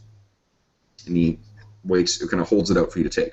Satchel's about yay big. Okay. I take it, and I kind of tuck it behind my back into into my pants. Awesome. Okay. So you tuck it in there, and he says, "There." Takes another puff of his cigarillo. He hands it out to you. Yeah, I'll take another drag of his cigarillo. And when you take it, he says, "I wish you good luck, but we all know we make our own luck, don't we?" And the twinkle in his eye kind of winks at you, turns and walks back into the shadows. He doesn't disappear, but you can sort of see he's hugging to the shadows as if that's where he really belongs. And you're left standing in the alleyway, the cigarillo, burning in your hand. And I take one more drag, Kev. Yep. And as I take a drag, the tattoos across my body, all if they're a person, they look like they're coughing. If it's cloudy, it gets more stormy. It just Awesome. it looks like everything's being poisoned by it. I kind of cough it out, I throw it down, and I step on it. Awesome. Okay, so you step back in then, and you go and try to find Stanislav. Okay, so Steve-O, Yeah. we are playing tonight something we've played together before, 13th Age. All right. This is that one where you and Drew played? Right. Right? So, to sort of expedite things, I'm going to save some of the explanations because I think you'll be able to pick this up quite quickly. First off, do you want to make a selection for your character based on class or based on race? What we have so far in the party is a human monk named Boquin, or Rupert Harvey Stevens V, as he used to be known. Cool. Who's covered in mystical tattoos, and we have a half demon, half angel sorcerer named Stanislav, who looks like a normal human until he starts feeling extremes of emotion. Okay. A little radical, a little volatile. All right. The setting what we've come up with is a sort of like fantasy version of like Victorian London. All right. This is or like not Victorian London, but the Victorian era, and you are starting in a town quite far away from the center of civilization, in a town called Seaspray, and about to set out for a place called Bolt Strike Pillar. So, do you want to pick race or do you want to pick class? Sorcerer. Well, they've already got a sorcerer in the party. Do you want to play another one? Oh, I see. Let's go with let's. Okay. So what you're saying is half angel, half demon. That's what Brent's playing. Okay. So Brent's playing that, Jeff's playing the other. What do you want to pick by race or by class? I'll give you a list of the options once you. Race. By race, okay. Dwarf, elf, halfling, human, gnome, half orc, dragonborn, demon-blooded, warforged, which is like a magical robot kind of, half elf, or angel-blooded. Let us go with elf. Elf, okay. So, do you want to play a wood elf barbarian, a high elf bard, elf cleric, a wood elf paladin, a high elf ranger, or a dark elf wizard? Dang. Give me the highborn bard. High elf bard, excellent. Okay, so I sent you an email today that, or about an hour or so ago, called 13 with a subject line of 13th Age. If you open that up to the first one, it says Master Collection number 1. On page 6, you should find the High Elf Bard. Got it. Got it? Okay. So, what we need to pick first off, Steve, is your one unique thing. And that is something that distinguishes your character from every other character in the world. The one unique thing so far is Brent's character Stanislav is half demon, half angel. The cursed, thing cursed and cast out from the heavens. Boquin is unique, has these magical shifting tattoos all over his body. What is your one unique thing for your elven bard?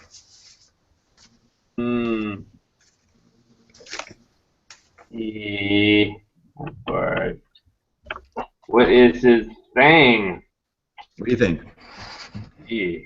Other examples in the game have been like a heart crafted by the Dwarf King, like a clockwork heart, or you're the sole heir to the Emperor, or you're a dragon made mortal. Man, I have a spirit quest from my ancestors that I have to fulfill. Okay, it's got to be something a little more specific. It's something a characteristic of your character. Hmm. It's non-combat. That's great that background, because we'll get to that in a moment. Right. That could be part of your background, but what the one unique thing is, let me think of other examples here. Could be something about your voice or the instrument you play, or I'm a deathless pirate whose soul is trapped in a gem controlled by the Blue Dragon. I'm the bastard son of the Emperor. I'm the oldest elf in the world. I cut off my own arm to show how tough I am.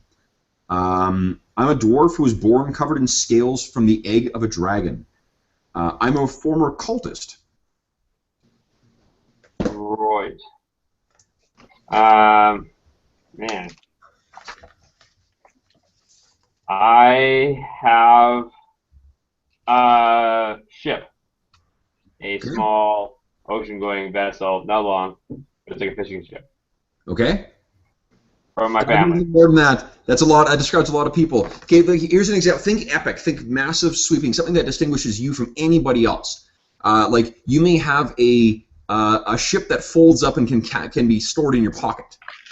You know, or you have what do you call it? A ship that can be crewed by the four winds. You know, or could sail under the water. yeah. Or the ancestors. Yep. Oh, bring ancestors. Yeah, yeah. That's what it could be. There you go. Okay. How about a boat that can be driven by my ancestors? Okay. Here, whatever. Okay. Awesome. Okay. So that's your one unique thing. You know, your backgrounds are. Remember that in 13th Age you don't have skills. You have backgrounds, and you get to add your backgrounds to the what would normally be skill rolls. So, for instance, Jeff's character, the tattooed monk, his backgrounds are fallen dilettante. He was a guy who was from a rich family and whatnot, who kind of became a drug addict and lived in the street for a while, and then he reformed and joined a monastery and became a monk. So his two backgrounds are fallen dilettante and member of the order of whatever the order is called. Okay. Okay. Brent's character's backgrounds are bastard of heaven and hell. So because he's going to know a lot about that stuff, and he'll be able to use that in certain circumstances. And the other one is cursed vagabond. He never stays in a place for very long because he has to keep traveling because of his cursed nature. So it's things that can use your backstory to help you with your your task resolution. So for your guy, what do you think? Like one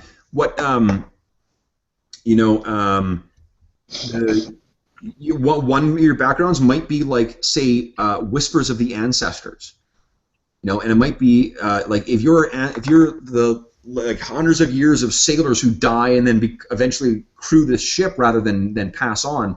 Maybe there's like different things like sailors or like history rolls or things like that you may be able to draw on the time of your ancestors. Or the experience of your ancestors? You could have like a life at sea kind of thing. Like, yeah. Oh, yeah. And you might have grown up on this boat. And with 1 foot, let's say, in the spirit realm. Okay. Sort of wandering into different places in the ocean. Okay. So, what if your background would be summarized as like merchant, diplomat.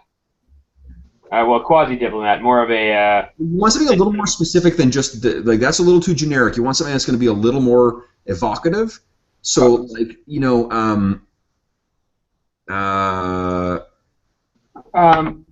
like negotiator for the realm. I mean, I'm highborn, and so I go to different realms to negotiate deals.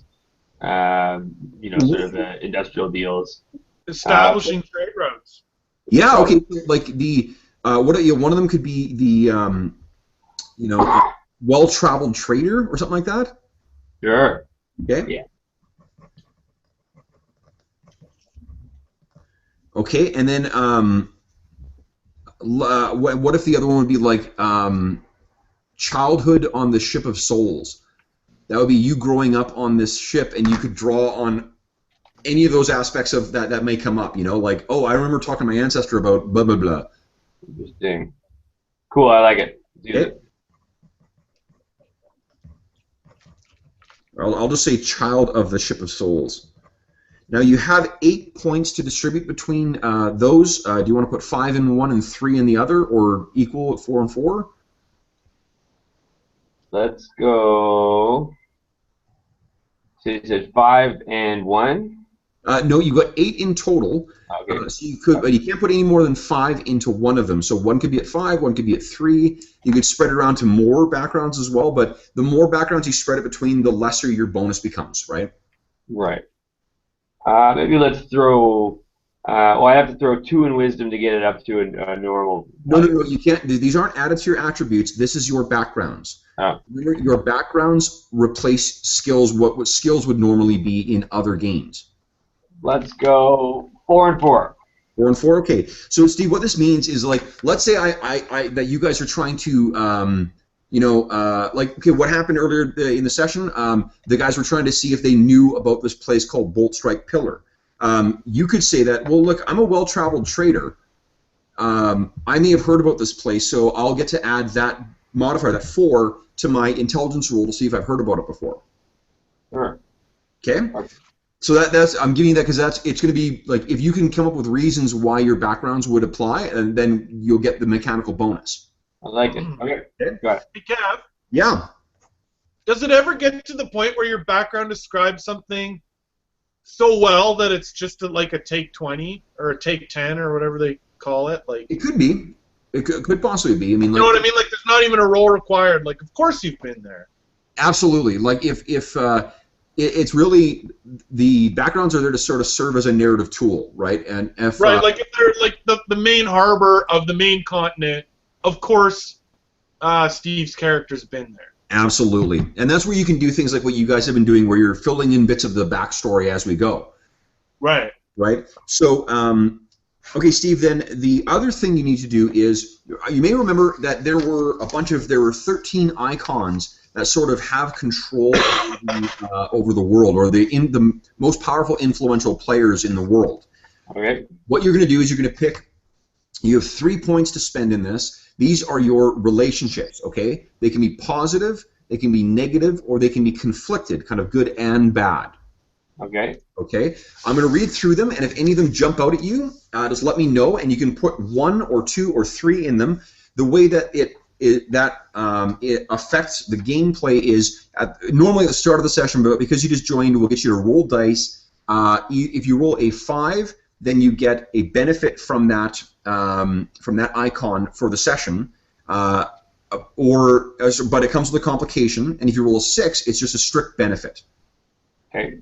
Okay, so negative, positive, conflicted, and up to 3 points, or 1 in each. The other guys have put 1 in each for 3 of the icons. Gotcha. So here are the icons. The Archmage, the most powerful spellcaster in the world. The Crusader, a guy who wages a merciless crusade against demons and devils and so forth. The Diabolus, a sinister warlock who kind of allies himself with the forces of hell. The Dwarf King, the Elf Queen, the Emperor, the most powerful ruler of the human empire, the Great Gold Worm, the most powerful good aligned dragon, the High Druid, the Lich King, the Orc Lord, the Priestess. The Priestess is the kind of the most powerful divine agent in the world. The Prince of Shadows, the sort of rogue and smuggler and whatnot, and the Three, the triumvirate of evil dragons. Mm. Do any of those jump out at you as being ones that you would have interacted with? The Crusader. Yep. The Elf Queen. Yep. And which one would be sort of most involved in like world economics and trade and so on? Probably the Prince of Shadows. Probably him, yeah. Okay. Now, with Crusader, positive, negative, conflicted. Positive. Okay. The Elf Queen, same thing. Positive. And the Prince of Shadows, positive, negative, or conflicted. Conflicted. Okay, awesome. Now, let's quickly look at your character sheet here, Steve. Now, you may remember, the attributes work the same way that they do in D&D. I'm sorry, I'm trying to find Brent's character here. Lost him. There he is.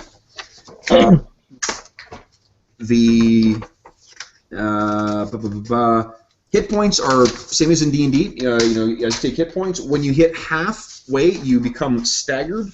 Doesn't have any mechanical effect, but it means that their monsters may have a certain effect on you at that stage. The recoveries, you have a certain number of recoveries, which you've got 1, 2, 3, 4, 5, 6, 7, 8. You spend those like healing surges to help heal up. Each of your recoveries is listed there, 2d8 plus 2. That's how many hit points you gain back. Your special abilities here, let's see here. You got a melee-based attack, range basic attack. The green ones are at wills. You can use those as many times as you like. Cool. Red is per encounter. And the black is daily, which means they recharge when you get a full heal up. Anything that's listed as recharge will roll at the end of the combat or after the encounter and see if you get to use it again. All right. Other things, I'll let you read through the abilities on your own as we go here, but the other things you need to know, I guess, are ranges in this. Remember that they're abstracted, so there's like not in the encounter, there's far away, there's nearby, and there's engaged. Okay. Okay, so it's remember, abstracted.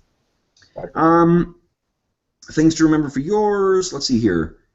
Your battle cry, each of your things has a need. Okay, your battle cries are triggered, okay?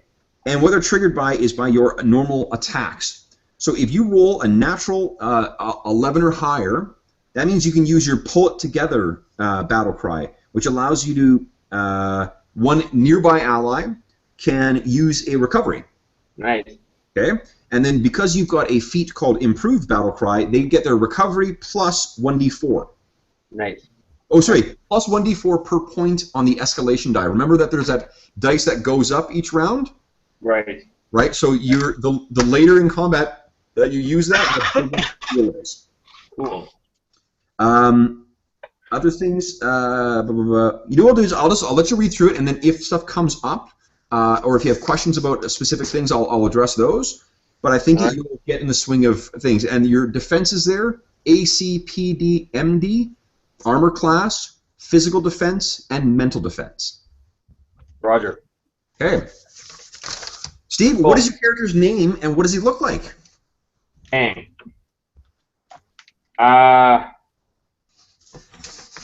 The setting of the house, again, it's sort of like a Victorian era, like, people are dressed like in that sort of Victorian era clothing, I guess. That's what we're picturing for the predominant civilized country, and the setting has a kind of psychedelic, otherworldly quality to it. All right.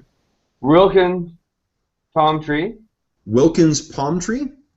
Rilken, R-I-L-K-I-N, Rilken. Yeah. Palm tree. Palm tree, okay. Nice. T-O-M. P-O-M? T. Tom. As in trigger. As in Terry. Oh, Tom tree. I'm sorry. As in try hard. Okay, got it. Tom tree. Got it. Awesome. Okay. What does Rilken look like? He looks. I like the picture that on my card here. He's sort of like. He's got some nice clothing, embroidered, but sort of sturdy and not too flashy. Sort of sandy blonde, kind of relatively young-looking elf. Okay. Tall and lean. Okay, here's what I need you to do then. Steve, grab a D6. I'm going to ask you to.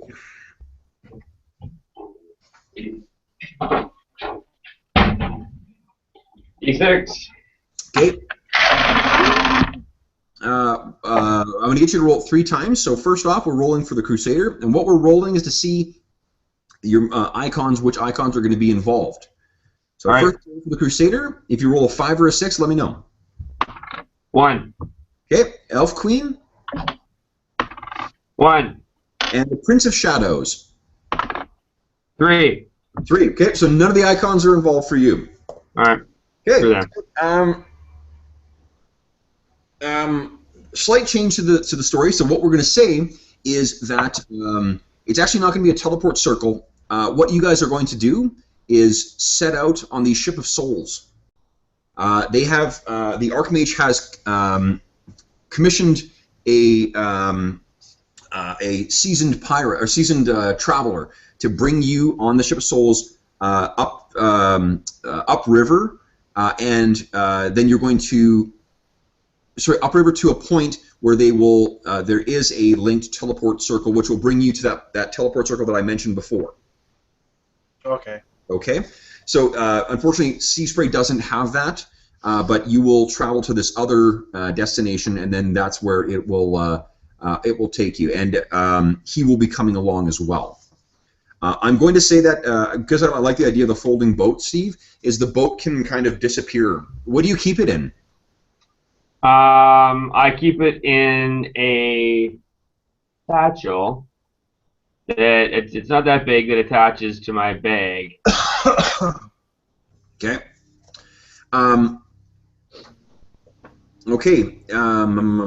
Then, Jeff. So we're getting back to the sort of the scene at the. You're to meet these guys. Incidentally, Rilken. You're meeting them tomorrow morning. Okay. So, Jeff, you walk back into the gambling den with the satchel tucked away in your back. When you eventually get to looking in it, what you find is that there are 3 kind of little square, like square-shaped canisters that have a marking on the side that suggests that these are healing unguents. Mm. So effectively, what they are is a healing potion. You can use your action to apply these suckers, and it will heal, allow you to spend a recovery plus 1d8. Oh, nice. Yeah. Okay, so, yeah, it takes a standard action. Okay, so the rest of the evening passes uneventfully. How do you make off, Stanislav? You make money at this thing? You lose money? You break even? I make a little bit of money, nothing serious. Okay. I pull ahead. People seem to be timid around me. Okay. So the next morning comes, and you guys meet up. Steve, you are in a town called Seaspray. Seaspray is sort of one of the busier ports on the northern coast of the Midland Sea. This is the Midland Sea. Axis here is sort of the capital of everything, and over here is around where you guys are. You'll be taking one of the tributaries that leads up into the Elf Woods, or Elf whatever it's called, the Queen's Wood, and yeah, then you'll be teleported over. So when you guys, when Stanislav and Boquin arrive at the docks the next morning, what do they find, Steve? They find me sort of smiling and leaning on top of the cabin of a boat floating in the water by the dock. Okay. I'm going to change one other thing too. Eloise is actually not to get to that teleportation circle. What she's given you is she's given you guys basically a stone rune, or it's a crystal that has the sigil of the Archmage, that flame symbol that's been carved into it. And you know what you're going to do is basically stand on the platform, smash it into the ground, and that will kind of whack activate the teleportation and take you to the keyed destination. So, sorry, Steve. I was interrupting your description there. You're waiting. They find you waiting there. What do you guys say? You see this high elf standing there.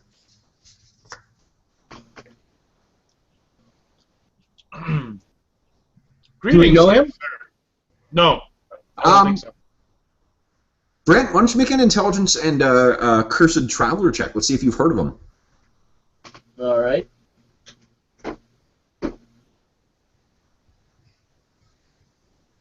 18. Yeah. Okay. Yeah, you've heard. This is Rilken of the legendary Tomtree family. The Tomtrees are so dedicated to so dedicated to seamanship that it's said that the an ancestral ship is actually crewed by the past souls of the current captain's ancestors. There are no living crew members on board apart from the current heir to the Tomtree legacy. Is that accurate there, Steve? Yes, that's well said, sir. Can you explain to us? Do we see your ancestors, or does it look like the ship is just animated? You do not see the ancestors. Okay, so we don't. It's not like we see ghosts or anything. The ship just like steers itself. You might. Sometimes they might want to talk to you or something, but otherwise, no. Okay. That's Normally awesome. they don't make themselves seen. Exactly. So my character looks at your character, Steven, and he's like, Wilkins. Rilken. Would that be your ancestral ship? You like my ship, sir? Thank you. Well, you're welcome aboard. I've heard much about you. Oh? Your reputation precedes you. I see. Steve, why don't you make a intelligence and well-traveled trader check for me? Ready room? Is that a D20 or? Yeah, all task resolution is D20 in this. All right. And you're going to add your intelligence, which is a +0, so +4 to the roll. Excellent. That is a 16. Okay. You kind of look a little harder at this. Brent, what emotion is your character feeling right now? Slightly bemused a little bit, running into someone and getting to go on this famous ship. Okay. So there is sort of a flutter and flush in your gut, Rilken, and you see that there's almost like a very slight angelic hue around, an otherworldly hue around this guy who's talking to you, and your eyes go down and you see just the trail end of a scar on his right wrist that is poking out. And you can put two and two together, and you're like, this is Stanislav, the Cursed. The Cursed one. Yeah, a powerful sorcerer who is said to have been cast out by his divine and or demonic parents. He's got a bit of a...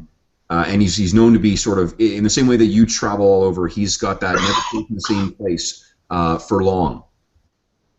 Well, Stanislav, I guess we were bound to run into one another sooner or later. Huh. I guess I shouldn't be surprised that I am known to one as well-traveled as you. Well, you know I can't stay in one place too long. The siege just beckons. I find myself the same. Okay.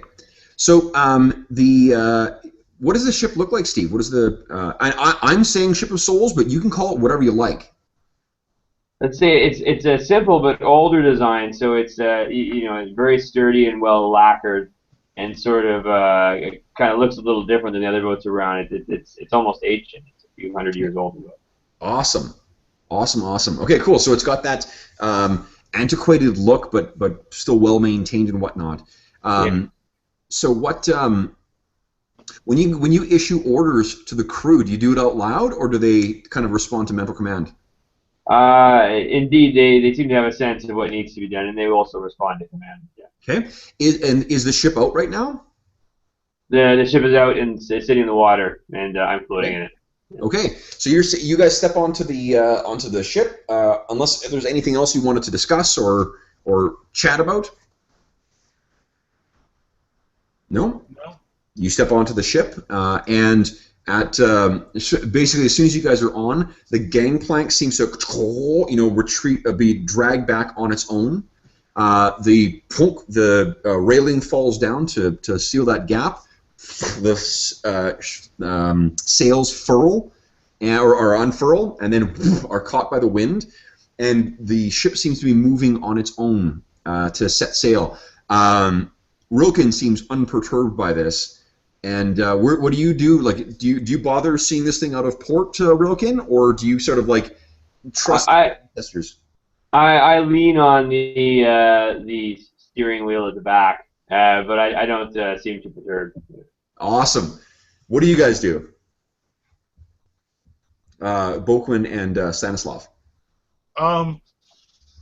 Boquin stands, very stoically wherever he's been put on the ship or whatever, but all of the tattoos, any of the humans or even the dragon or whatnot, are all looking around interestedly at what's happening with all this animation on the boat. Awesome. I love it. Okay, and Stanislav? Standing by the rails and smiling and just pleased to watch such a ship function. Okay. So it is only the trip is really only about a day, we'll say, until you sort of reach this secluded. What you're doing is you're sailing east out towards the Iron Sea, and you find this sort of finally reach this cave later. Same day or early the next morning. The ship Souls goes into this harbor that it's a little very what do you call it? It's a small little harbor that is sort of set into this maybe about 50 or 60 foot high crevice or kind of not crevice. Little, what am I saying? Cliff, like 50 or 60 foot cliff. As you're sailing along, you can see stuck out of the water are two sort of pillars or whatnot that have stuck up from beneath the water. It's natural rock until it reaches the top, and it's been carved into the shape of the flame of the Archmage. So the ship seems to, on its own, turn and begin to sail into this kind of small, like lagoon, I guess, that is just inside the high cliff walls. You sail into there, and there is a very old-looking carved stone dock right nearby that has a wooden kind of a highly weathered wooden dock or I guess like half dock that sits in front of the thing. You can see inside the as you sail into the small lagoon, you can see that there is the stone dock sort of winds around the inside of this lagoon and then into this cave. Deep, the sort of the furthest, most distant point of the lagoon. It also seems to raise up, like to account for rising and lowering tides. There's a set of stairs that go up that seem to stained with the rise and fall of the tides and smoothed down by the ages of or the passage of time. So the ship kind of goes in, docks. The gangplank once again, plank comes out on its own. You guys step out, and on the inside of this, along the walls here, there are carvings of different arcane symbols and several several parts where the symbol of the Archmage is carved in as well. Steve, what does it look like when the Ship of Souls collapses down?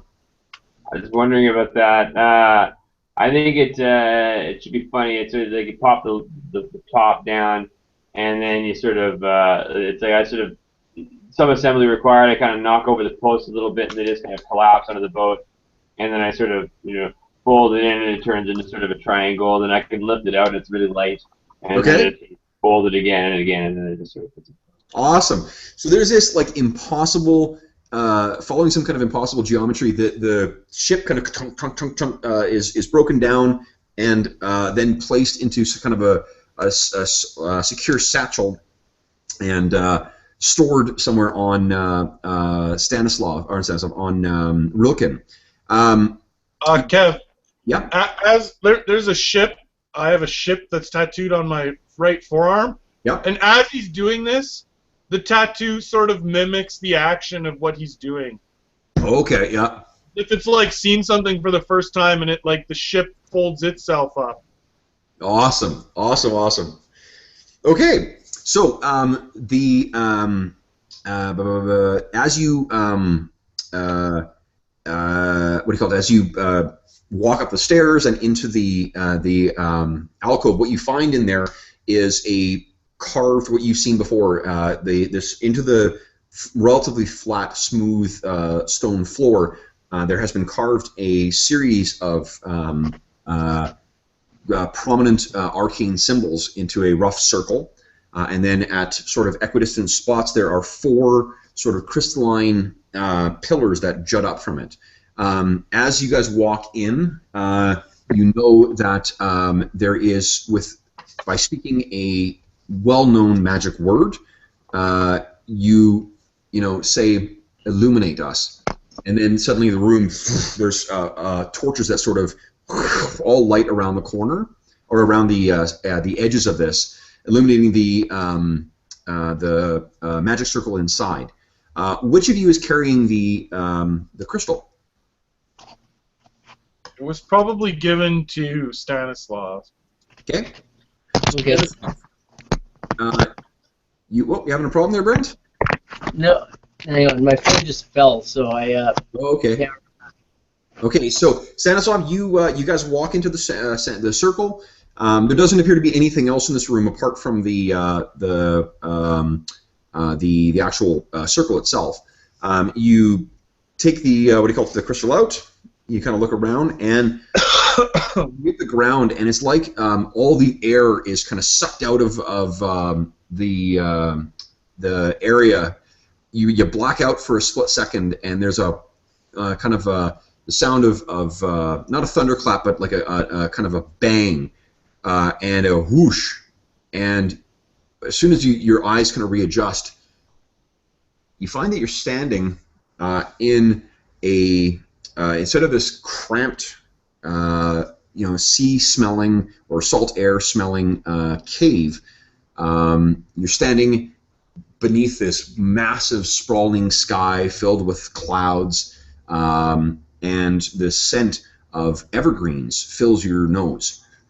You look around, and you can see that you're actually in a very similar, nearly identical circle, but on your right, I should say, sweeping down is a series of hills that are covered in thick canopy of green trees stretching out for as far as you can see. There's no sign of civilization in that direction. And you look back the other direction, and on there's sort of, first off, there's a small path or road that leads up that seems to be fairly well worn, leads up to a small wooden palisade that sits about maybe 40 feet above you. The dramatic change in temperature, too, it's dropped about 10 degrees from where you were before. You're looking around, and this is what you expected, is that you would get out here. Because it's the distance between this sort of the circle and Bolt Strike Pillar, there is sort of a provisioning lodge that people teleport into. They store stuff there, and then it's shuttled into Bolt Strike as you guys make what do you call it, as things are needed. Now I'm going to ask you guys to make perception checks. Can you think of anything, any of your backgrounds that might might assist with that type of thing? Sure. The other thing I'm going to do, Kevin, is call my familiar and let it crawl from my scar. Okay. So you, I can't remember, Brenner. Do you wear, what are the clothes you wear? I guess it doesn't matter what for armor or anything like that. Maybe just like a leather jerk. We were by the sea too. It's probably warmer there. Yeah. So probably just I don't know, like regular pants and maybe like a leather jerkin with a cloak over top of it. Okay. So It would either be, and if I wore anything, it would be short sleeve to leave the scar on my forearm exposed, okay. so the killer would have access. Okay, cool. So then, yeah, in which case, in Rilken, you would have easily noticed that giant scar on his arm. What is the sound it makes as it comes out, Brent? It's eerily quiet. So, but it takes people back if they see it, because it looks like it's coming out of an orifice, even though it's just a scar. It sort of climbs out. Awesome. So you, what do you call it? You make your gesture, and then out from that vicious wound, this thing kind of pokes its pointed beak out, kind of falls out. Its wings kind of come out from your arm. It pulls its body out, and then kind of crawls up and sits on your hand. Now, what you're looking at is a darkened colored raven, but this raven seems to be covered in a kind of almost like not implanted, but as if it's a natural growth of these stylized metal scales. So what this is, Brent, the ability you rolled was tough, which does... see here. You gain a +1 to your saves, Brent. Nice. Okay, so this thing pulls out and sits down, and you've got it. It then kind of flaps from your hand and perches on your shoulder. Okay, so I'm gonna take a quick piss, guys, and then but I'm gonna while I'm gone, either if you need to take a bio break too, go ahead. Why don't you roll your wisdom checks for me, please? And if you can think of a background that might help with that.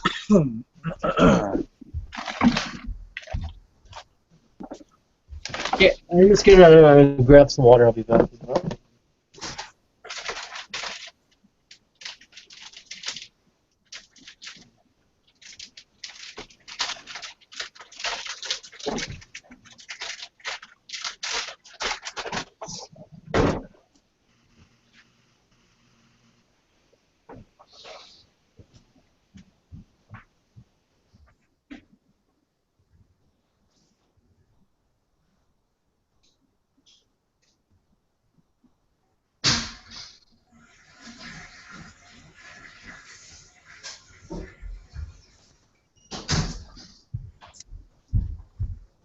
Okay.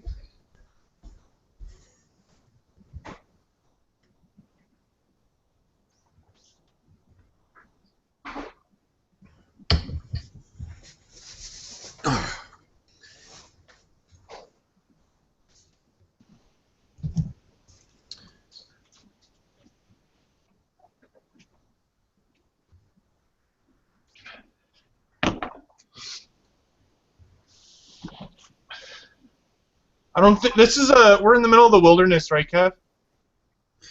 You are. That's correct. Yeah. Yeah, I don't think either of my backgrounds would help me with perception in the wilderness. I will say that with the 10-degree temperature drop from the teleportation, yeah. Again, my tattoos react. Like, Boquin doesn't really react. Maybe he like gets, goose pimples for a second or whatever, but like the dragon curls up a bit and breathes some fire and lights a little nearby fire. Nice. The old man on my back or whatever, like pulls his clothes up around him more. Like, so they react to the temperature, but I don't really. Okay, cool.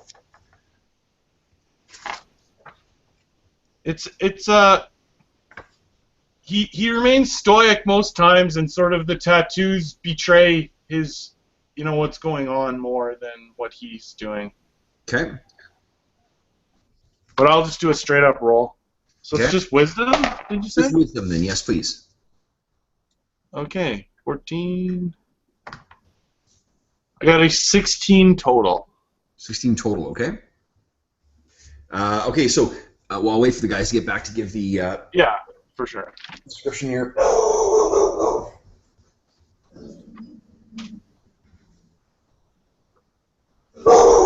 Hey!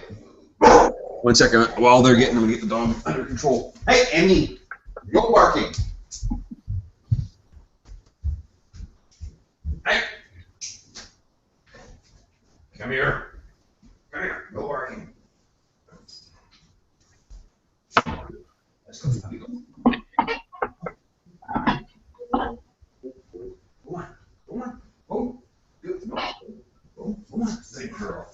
Good girl. Yes. Come on. Oh. Go on. Go on. Yes. Oh, yes. Oh, yes. Come on. Good girl. Good. Oh, goodness. Okay.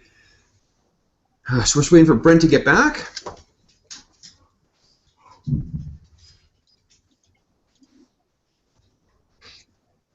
How's the temperature out there? It has been ridiculous hot the last couple of days, but today was it was like 35 yesterday. Wow. Today it's thunderstorms have rolled in. It's about 20 degrees, so much more tolerable. How about you? It's been like now mind you, high 20s in Vancouver is pretty warm, and Okay. it got up to 31 the other day. That was pretty warm for you, for sure. Wow. But it's nicer again today. It's gonna rain tomorrow. Yeah, Does it we've had cool off this. at night for you? Sorry? I was just seeing if it cooled off it for your night for you guys. Here it's been around in the low 30s for the last few days, but it hasn't cooled off at night. It's been stays in the mid 20s overnight. Right. Oh, jeez. And it must be fucking hot in Las Vegas. Yeah, no kidding, eh? Yeah. Yeah, we had a crazy heat wave. Okay. Sorry, guys. All right, so Steve and Brent, you guys owe me wisdom checks, please. I got 15. Offhand, do you have my character sheet up? Well, actually, no, this is fine. I can pull it up, but When you want to know your wisdom, Brent? I have it open. yeah. Oh, sorry, your wisdom is +0. Okay.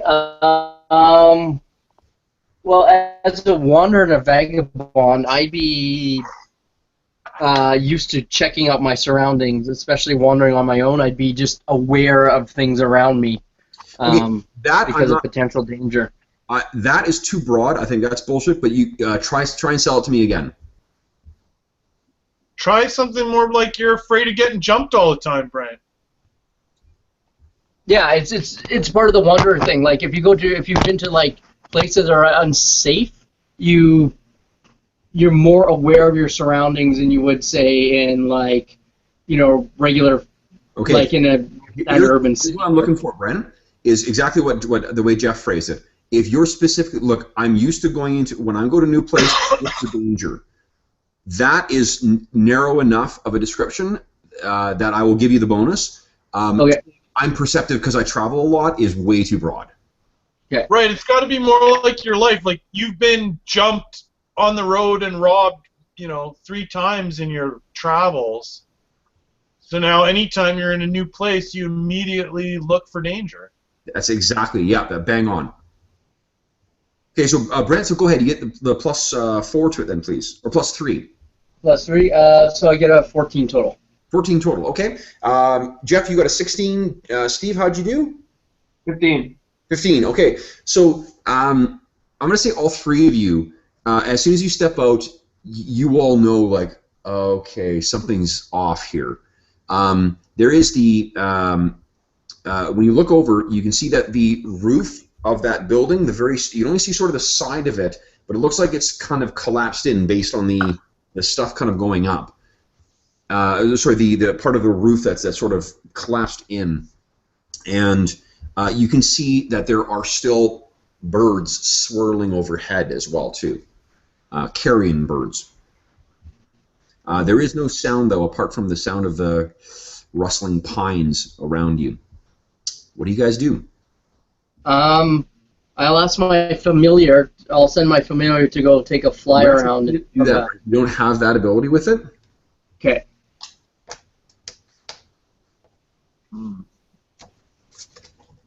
I will climb the tower and take a look for myself. Sorry, what tower? So you're going to go up to where Did you say there was like a lookout tower? No, what there is a palisade, a wooden palisade that is it's about 30 feet. There's a road that leads up towards it, and it's on a crest. It's about 30 or 40 feet above you guys, and there's that wooden palisade around it, and there's the wooden structure within, and the wooden structure is what has collapsed in. Okay. I guess I'll start making my way towards it. The structure. Okay. Shall we, gentlemen? Okay. And I'll draw my saber just to be on the safe side. Saber is out. So you guys walk up there, and as you sort of crest the road, you can see that the walls, or the gates that used to surround this palisade have been blown in. One of them is sort of you can see that the big post that used to seal this thing has been splintered and shattered. And as you guys make your way inside, there's you can see first laying in the yard around here are the bodies of several humans and half elves that some of which bear the markings of the sigil of the Archmage. Now the bodies have been horrifically mutilated, so it takes one or two of them for you to actually get there to recognize that there is the symbol of the Archmage on one. There are three structures here. One of them appears to be like kind of a warehouse or clearinghouse. One appears to be a home for some higher ranking person, or perhaps the sergeant or whatever, or man-at-arms for the outpost. And then one appears to be a longer structure that would house the other inhabitants. The largest structure, obviously, is the warehouse. The warehouse itself has collapsed in from being burned. The house of the house and the kind of barracks have both been smashed in and appear to have been attempted to burn down as well too. The house is pretty much ash.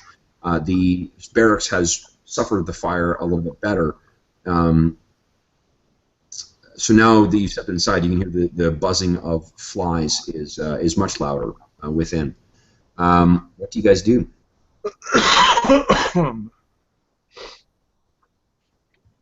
Go on in. Okay. So you step into where, though? Like into the palisade? Yeah.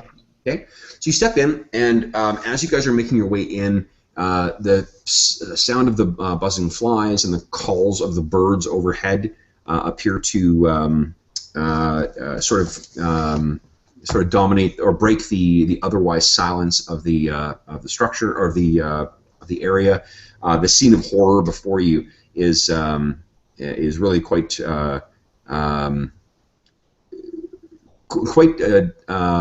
consistent with your experience with the Diabolist in the past.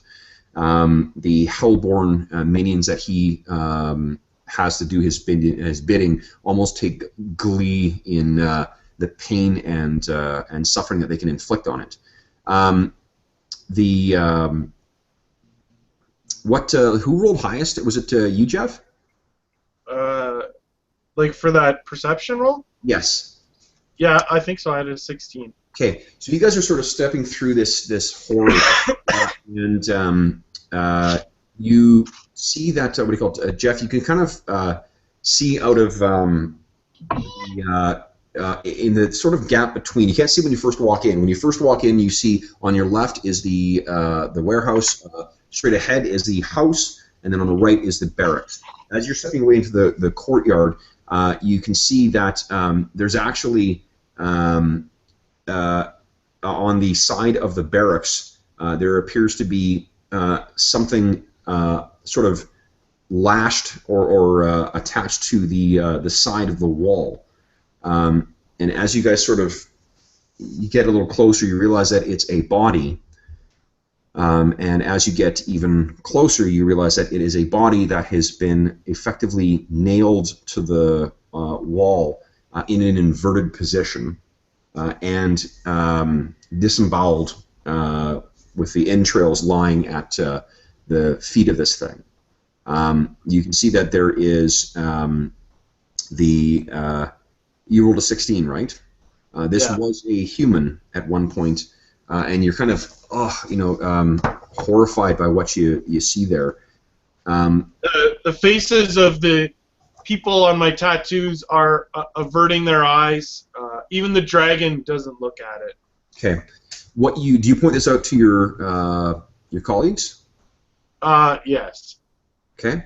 So you point that out, and what you see is that you notice rather on the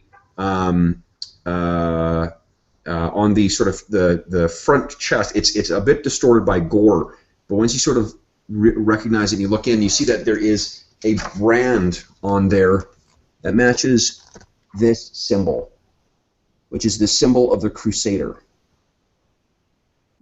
Crusader. So what you think is that this may have been a Crusader. This may have been someone who was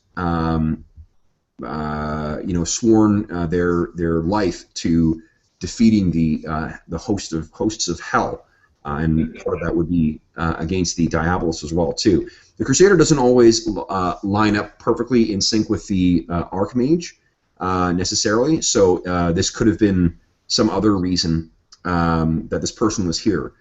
Can I get all you guys to make another perception check again for me? What I'm going to let you do here is, I think that Brent, you can add your Bastard of Heaven and Hell. Jeff, I don't think you've got any. Oh, you know what? I will let you add your Fallen Dilettante to it, and Steve, you can add your Well-Traveled Trader. Boom. 18. 18. Okay.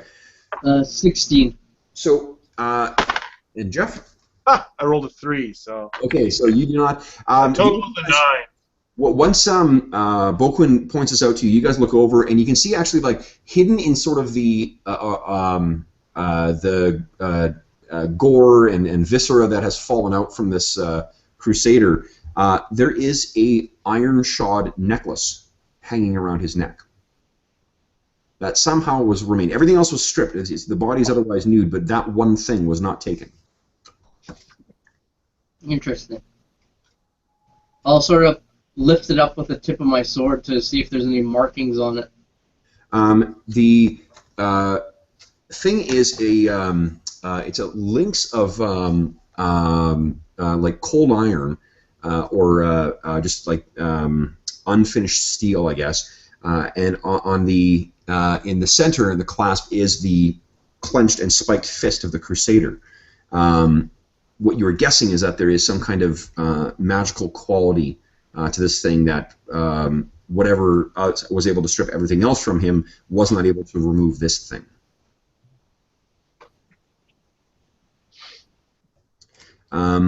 The trader in you, Steve, I'll allow you to recognize this too. Oh, Brent, actually, you got that Heaven and Hell thing, right? Yeah. Bastard of Heaven and Hell. You recognize this. This is a pendant of burning blood. What this is the person who wears it as a free action when you're taking untyped ongoing damage, so when you're bleeding, can, as a free action, basically flick your blood onto your opponent, and they take an amount of ongoing fire damage equal to what you're taking. Wow. Cool. Yeah. Once you use that ability, it has a recharge 11. Does someone want to take this? I guess I'll remove it from the corpse, and then I'll cut the corpse down. Okay. As you guys are doing that, Oakland is going to look around for a shovel or something to which to bury these bodies. Okay. As you're sort of looking at this thing, and you, sorry, Brent, did you say that Stanislav takes it? Yeah, and then he'll take the necklace and then try and cut the body down. Okay, so you're sort of in the process of doing that. When you guys hear the sort of the sound of what do you call it? Of kind of a hissing, I guess, and you sort of turn in time, and what you can see is there are 5 of these hunched. If they stood up straight, they'd probably be about 4 feet tall, but they're sort of hunched and twisted over in a semi-feral pose. They look like emaciated humanoids with skin or bare skin that has been flensed. So it's got scars and vicious-looking, savage kind of gashes across the body and across the scalp. It's as if a flayed face, a symbol like, like that, with a single eye reaching down the front of it.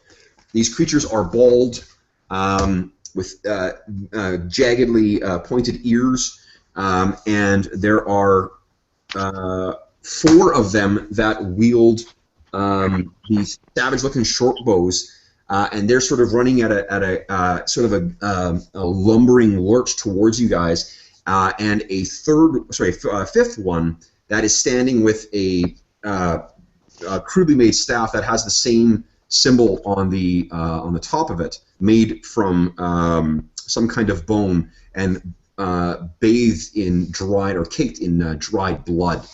These things have come scampering out from their hiding place near the warehouse, and are charging towards you guys. The symbol, incidentally, is the symbol of the Diabolist.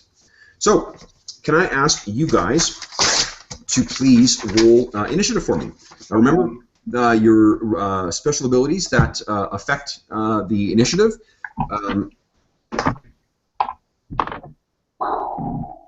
While we're rolling initiative, Kev, I'm just going to say that as they're coming out, Yeah. Oakland turns to face them with his fist up. Yeah. And like things like the dragon tattoo, like flares his wings and like bares his teeth, and Nice. the other creatures that are on there sort of all do something similar.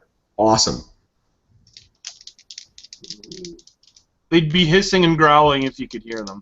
Okay.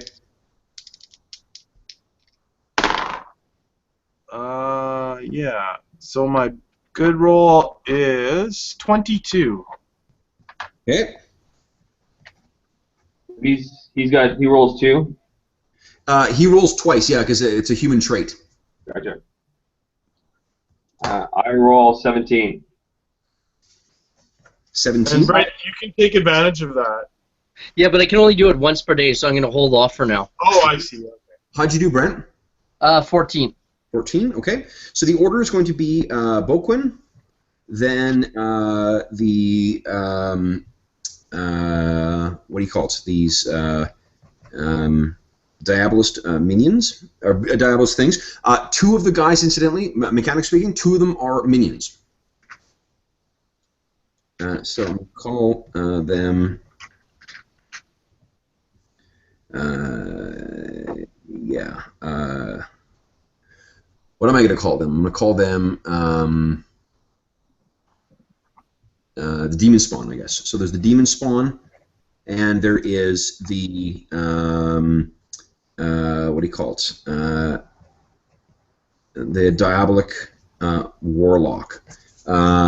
And so those guys are going Boquin, then the Demon Spawn, then the Warlock, then Rilkin, then Stanislav.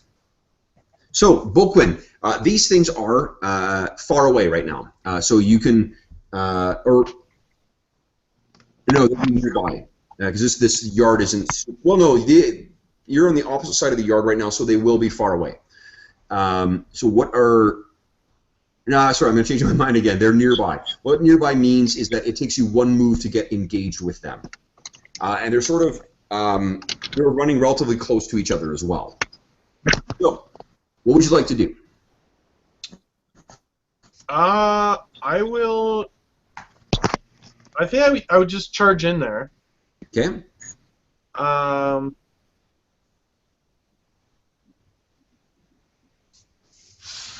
So I can either choose to use Flurry or Greeting Fist. Is that how it works? No, yeah, if you use one of the 7 deadly secrets, you cannot use the other one in this encounter. Okay, I see. Yeah, so you choose whether you want to make use of one of them or whether you want to sort of save it for the other thing. Well, since we're just doing our first combat, I will use the Greeting Fist. Awesome. I will not spend a key point, though.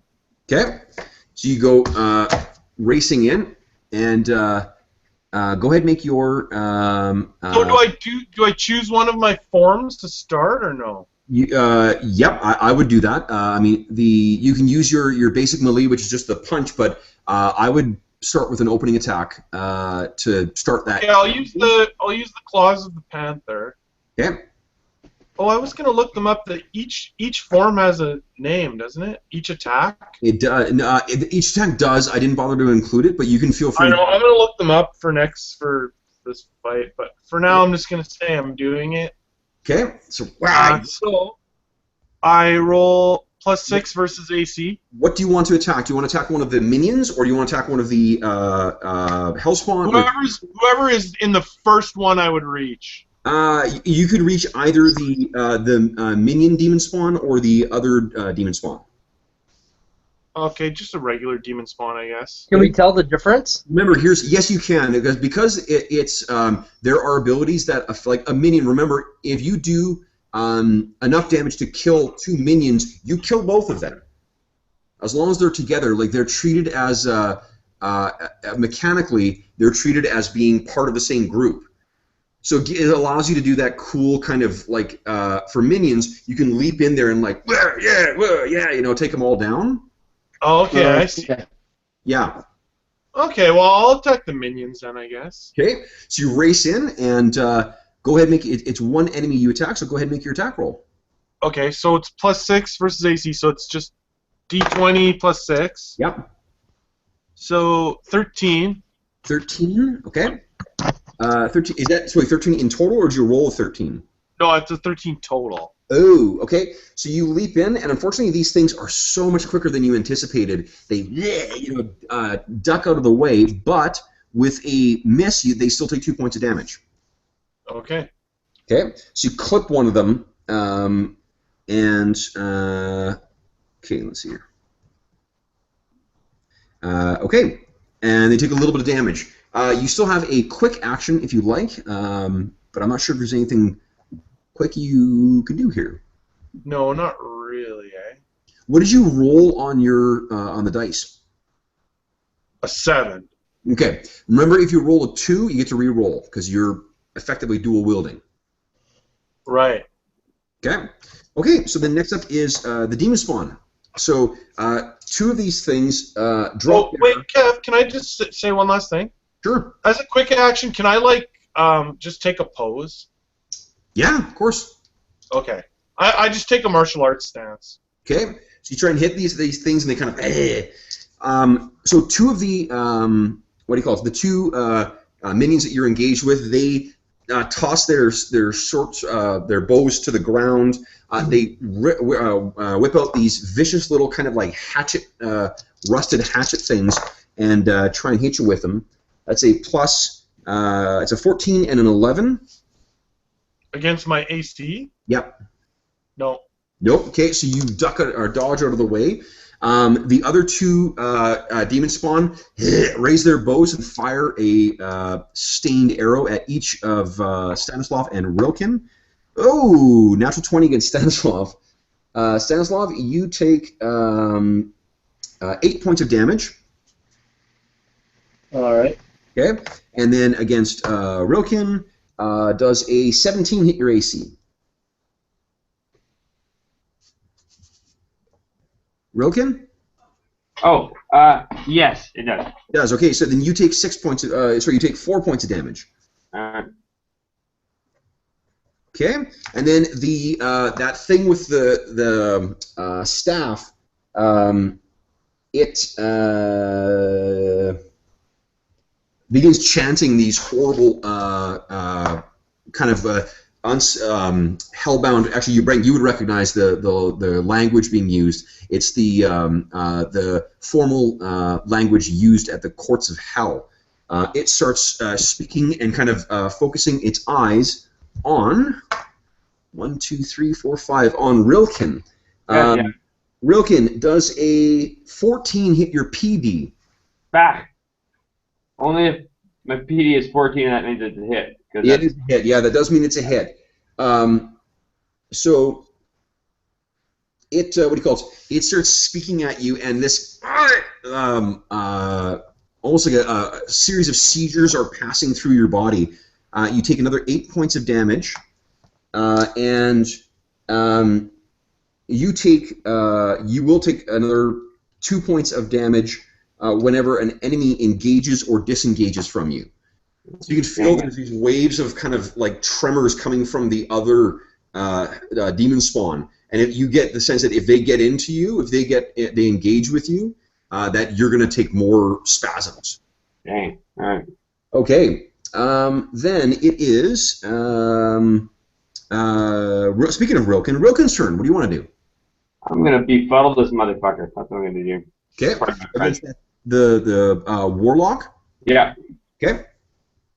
Befuddle. Go ahead and make it's MD. It's an MD. Yeah. Yep. There we go. Come on. Bah. What can I do to re-roll that? What did you roll? I rolled a 5.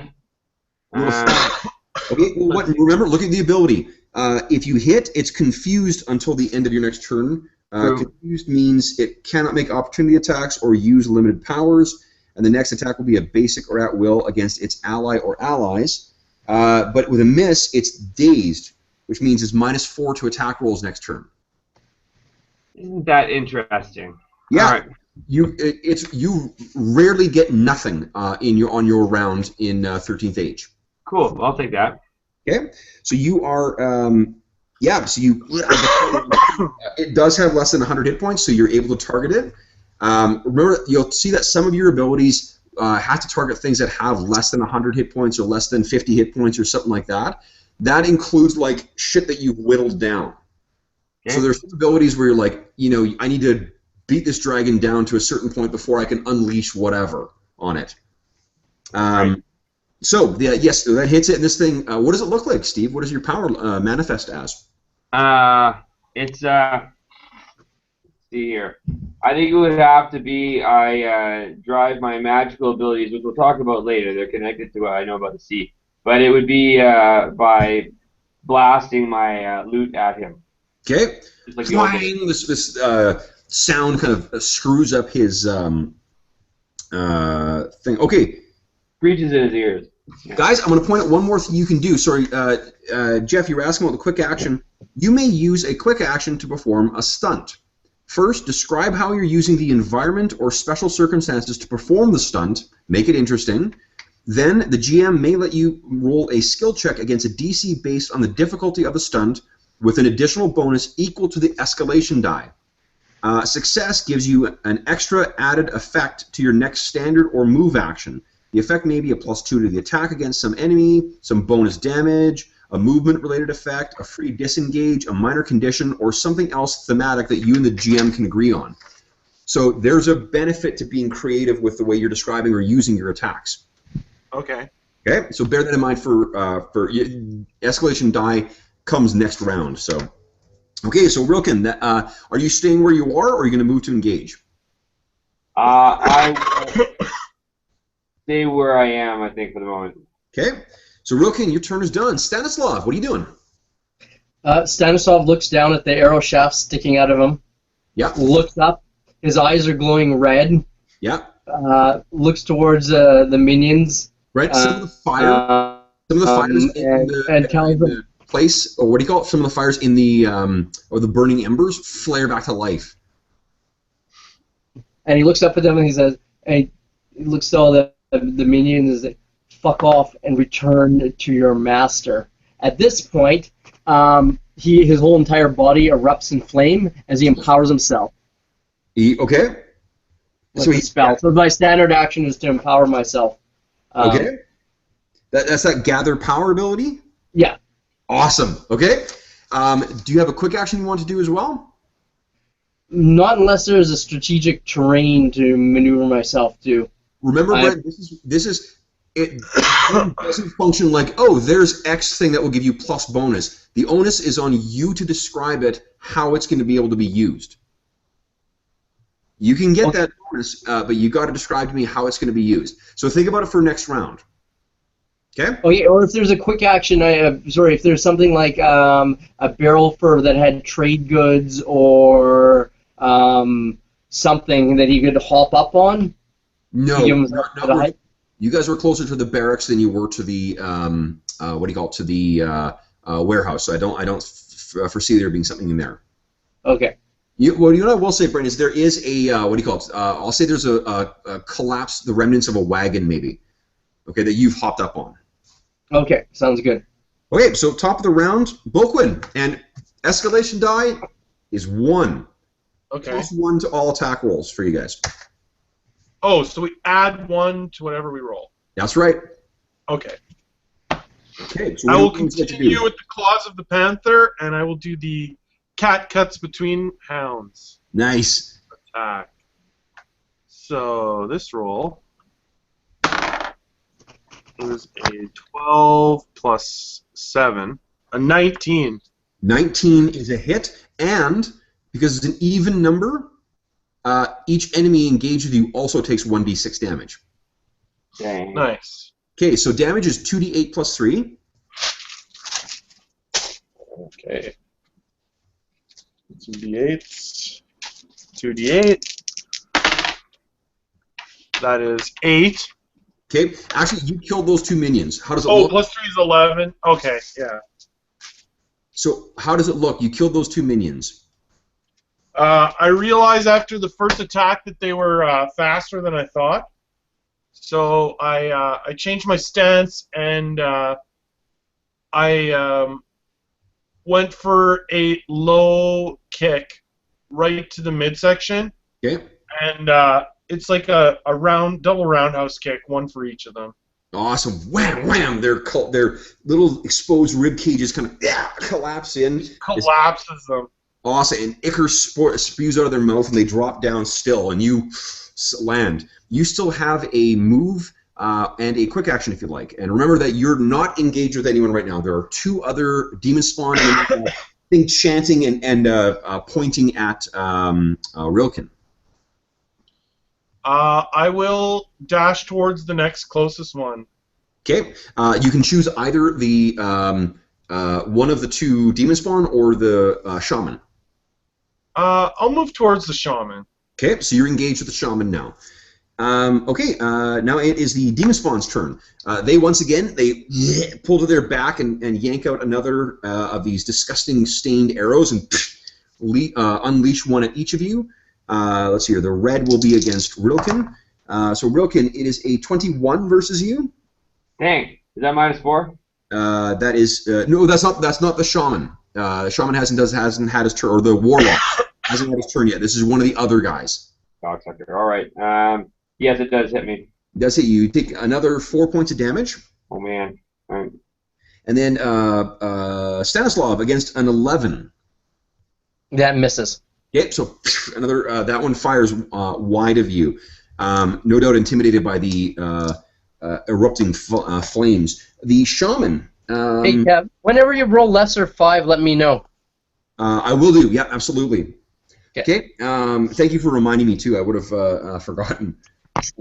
Okay, so then the shaman is now engaged. So it turns that symbol of the Diabolist and tries to stab at you, Boquin.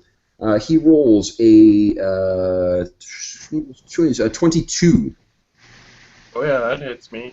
Okay, so yeah, you take 5 points of damage as this thing jabs into your side. You are no longer affected by that curse, Steve. Too. Okay, good. He has been disrupted. Okay, speaking of Rilken, what are you doing? Broken, I think, needs to take a second wind, or whatever that is. Refresh. Okay, so you can take a second wind automatically, which is a standard action and allows you to spend a recovery. Yours are 2d6 plus 2 to heal that much hit points. 2d8. 2. Oh yeah, sorry, I'm looking at the wrong guy. Right. 2d8. All right. You can also. Yeah, that's right. Yeah. I can also. All right. All right. Let's do this. Your battle cries, but your battle cries require an attack. And it triggers natural 11, natural. All right. I think I need to take a recovery because I'm down to let's see here, 8, 16, 18. I'm down to 22 hit points less. No. You've taken 16 so far, and your hit points are 40. So I'm down to 24. It's up to you. I mean, I don't think it's a bad idea necessarily to take the recovery, but. Right, there's cure wounds, recovery. Okay, screw it. I'll sing Song of Heroes. Song of Heroes. Okay, cool. So nearby allies. You and your nearby allies gain +1 attack bonus until the start of your next turn. Okay, so you heal your... Steve, go ahead and roll 2d8 plus 2. That's how much you heal. Oh, that is 9 plus 2 is 11. 11, okay. 35. Nice. You're only 5 points of damage right now. And sustain. I can't remember what sustain is. Does it say in here? Sustain 11 plus. Sustain... I think that it's you roll that, like you can either spend an action to maintain it, or if you stop singing, it might continue on. Okay. Let me see here. Let me see if it's in the rules here.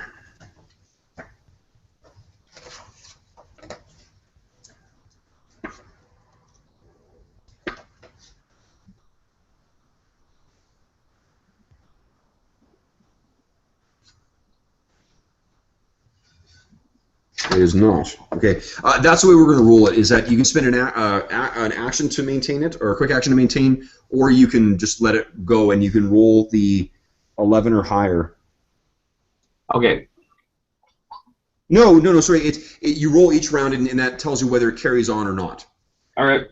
You guys, so Stanislav, you will get a +2. Nice. Okay, so the flames on his body work up and start going up into his arms and shoot out. He's doing burning hands, one at each of the 2 archers. Awesome.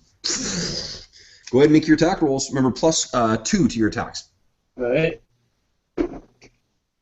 I got a natural 20. I would like that one to apply to the dude who crit me. Okay, awesome. The second one was 21. So both hit. So for the crit, it's double damage, Brent. So go ahead and roll. So, okay, my empower doubles the damage. So would it be quadruple damage or just an extra triple dice? damage then. Okay. The triple damage. So yeah. So one of them takes 3d6 plus 4. No, sorry, 3d6 plus 12.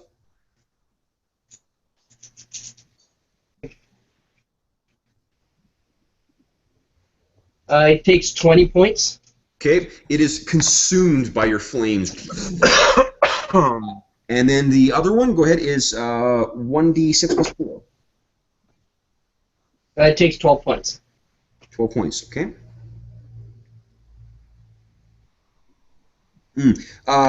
Just a point, because you've got your move anyway, Brent, you can get in there. It is a close quarters spell, which means you need to be engaged with them. Didn't we say that it was taking place in close quarters? No, it is nearby. Right? Because okay, sorry. Is means that if you use an attack that targets that isn't close quarters, you get attack opportunity against you.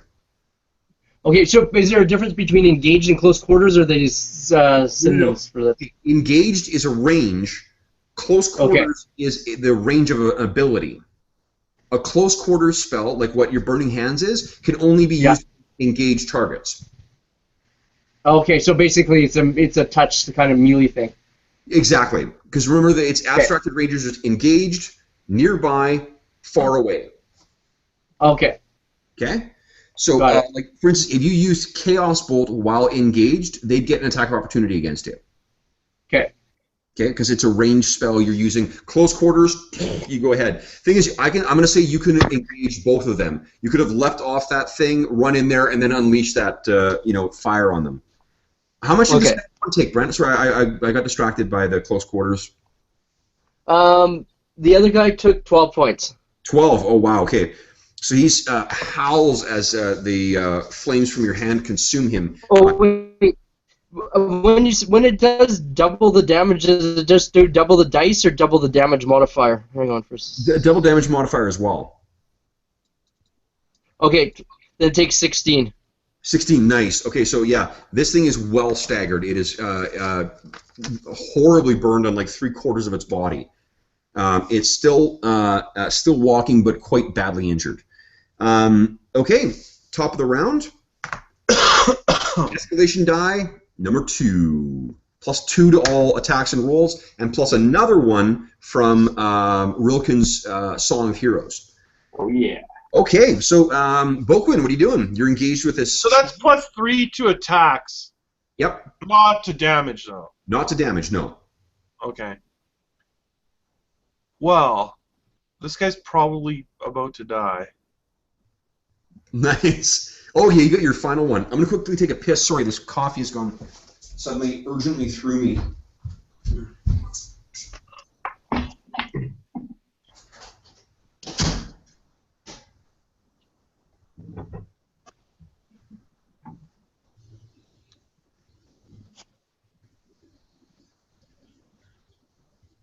All right. Hey Jeff, is that Ecto 1 behind you on your desk? Yeah, it is. It's a Lego kit that I got. Sweet. I saw it at the Lego store in Polo Park. Yeah, that's it's pretty. an I've never. awesome I only tried to pack it, but yeah, and it came with all the Ghostbusters too. I don't know. They're really? back Sorry about that, guys. Hey, what are you doing this from, Boquin? showing that's Brent awesome. my Ecto 1 Lego. Oh, nice. I'm going to finish with the 3 cunning tricksters using the Crane Summons Carp finishing attack. Nice. Okay. So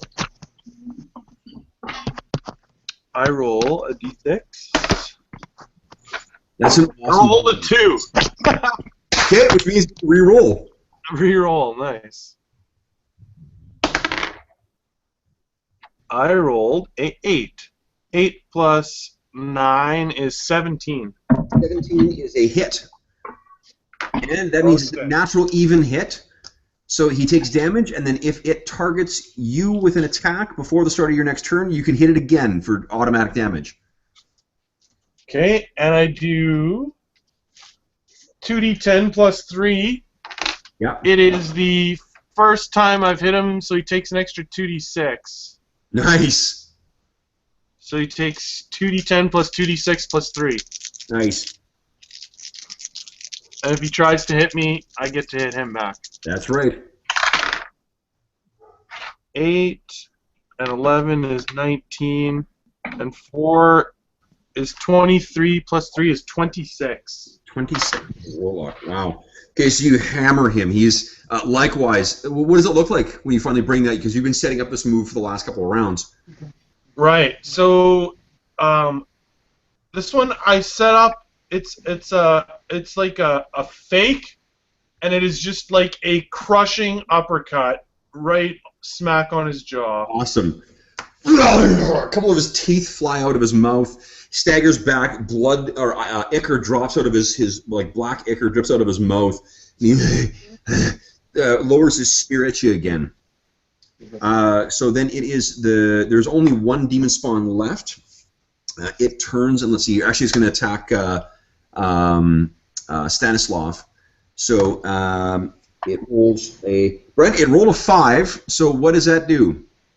That misses by a lot. No, but there's some ability you've got that triggers when it rolls a 5.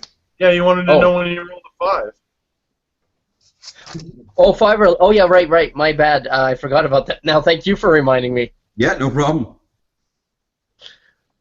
Curse of Chaos. Improvise a further curse that shows how their attempt backfires horribly. Okay, so... consult with GM. So this thing, it what do you call it? It drew the same kind of like rusted hatchet that it attacked, the other ones attacked with, and it kind of tries to swing at you. But because it's rusted, the head breaks off and smacks it in the face. Okay, so it shatters back and it kind of goes back. I'll give a +2 to the next person who attacks this thing. Okay, and then the shaman is going to attack you again. Now, does it... Sorry, Jeff. It says it's an interrupt action. Okay, so this thing is kind of and tries to attack with the spear again. And I just throw a huge jab right in his face. Awesome. Roll damage. He takes 13 more damage. It dies. So it kind of staggers back, tries to go in again, and then you Wow! drops to the ground dead. Okay, Rilken, your turn. Alrighty. Now the only remaining of these hellspawn are is the whatchamacallit, the one engaged with Stanislav. It looks really fucked up, and you if you choose to attack it, you get +2 to attack it. I think I will attack it. Okay. So you have in total... Oh, Steve, rolls to see if your song is sustained. 11 or higher. 11 or higher. Boom, 19. Yep, so it's still there. So you get a total of +3 to your attack. Oh, yeah. But also +3 for the round. So +6? No, that's what I'm saying. No, +3 in total. It's +2 on the escalation die, and then another +1 from your ability. So +3 in total. Okay, so +8 altogether against AC, or I'm using my sword. Yeah. Okay. So you jump in and go ahead, make your attack roll. +7 versus AC. Booyah! That is 23 altogether versus AC. Okay, what did you roll? I rolled a 19. No, sorry, a 16. 16? Okay, so remember then your Stay Strong battle cry, or your Pull It Together battle cry, or your We Need You battle cry can be triggered. Dang, I'm gonna go with. Anyone got a save effect? No one's taking ongoing anything right now. Anyone need healing? You guys are a little banged up. I'm down 8 points. I will tell him to pull it together. Awesome. So, Brent, you get to heal a recovery, and because the escalation die is at 2, you gain +2d4 to it. Dang. Wow. Okay. Nice. Steve, go ahead and roll damage against this thing. 2d8 +2. 2d8, 7, 9. 9. So this thing dies. How does it die, Steve? It's engaged in a struggle with what's his face, and I come up and I slice through to the back of his neck. Awesome. So Stanislav, this thing, even though it's sort of been hit in the face, it kind of is trying to scratch out at you through the flames, and it kind of stops suddenly. Its arms drop limp, and Rilken draws his longsword back out from within the thing. That thing collapses to the ground, and there is now only the sound of the buzzing of flies and the cawing of the birds overhead. You guys are still kind of panting from the sudden violence. You're a little banged up still. What do you want to do? For enemies.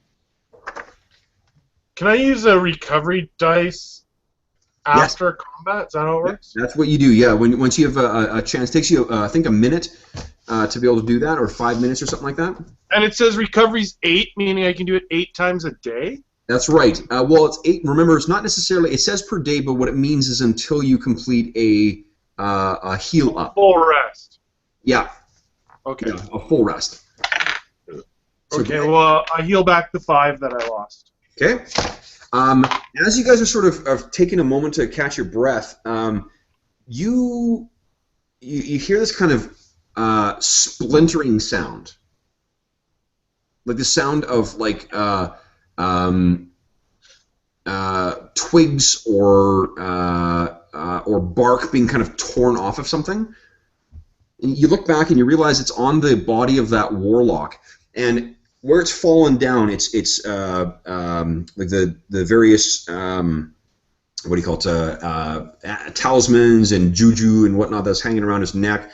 It's fallen down on kind of on its side, and the splintering sound is it's the back of its rib cage or exposed back is kind of pulling back, and you see that basically as if the rib cage itself were arms or a series of kind of pulls the center part of the spine out, and there's this little like bloody kind of face that's stuck on there, and then it kind of and rears back up so that the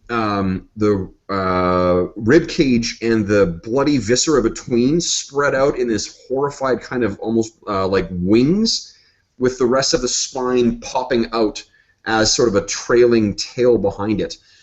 Brent, you don't need to make a roll for this, but you recognize this as it is a messenger imp, a sort of like last gasp sort of way of getting news between Diabolus. It's like a kill or like a black box almost.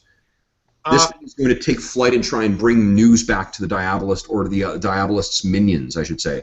So why don't you guys? I'm standing right by there. Yeah.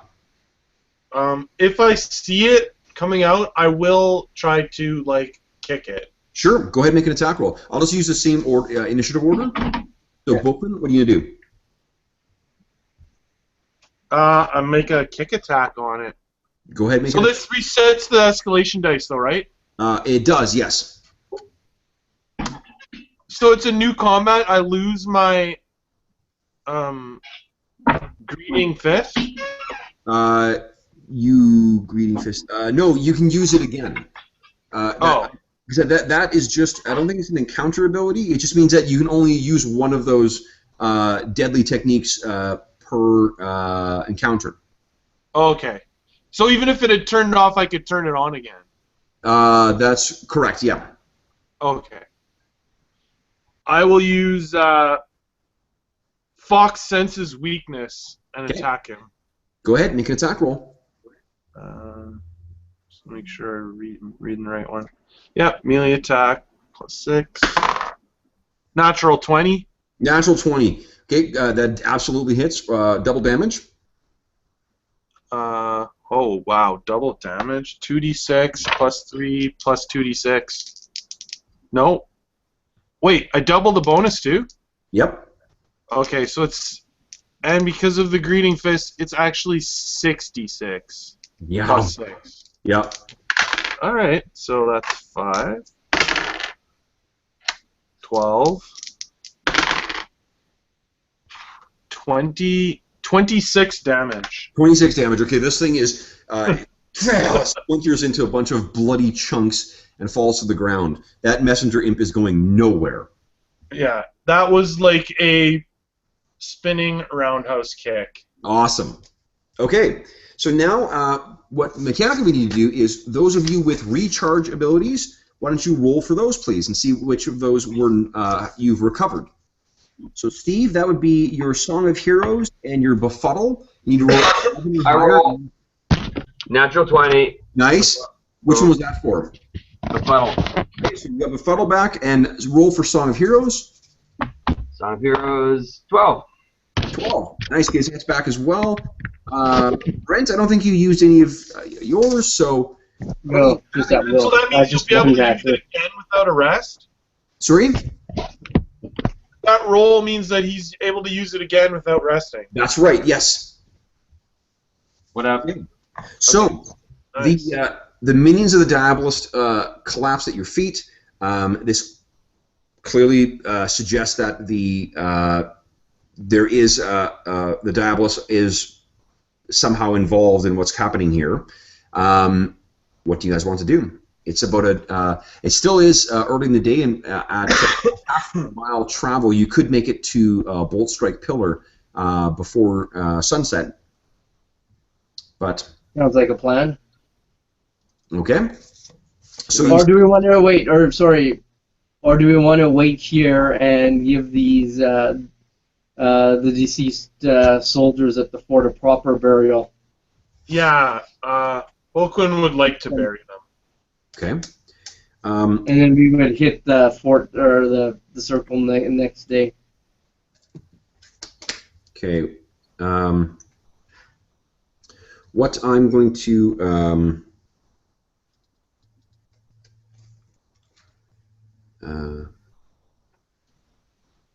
one sec here, guys. Just trying to find something.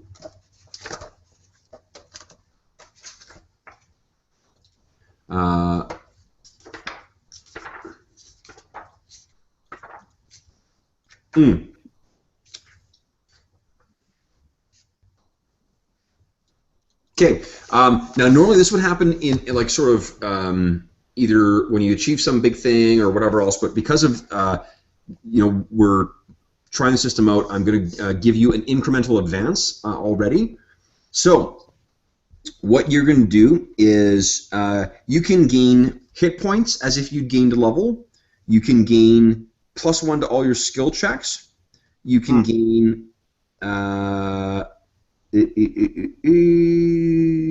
You would normally be able to pick like a new feat, a new power or spell, a new talent if you gain one normally in the course of gaining levels.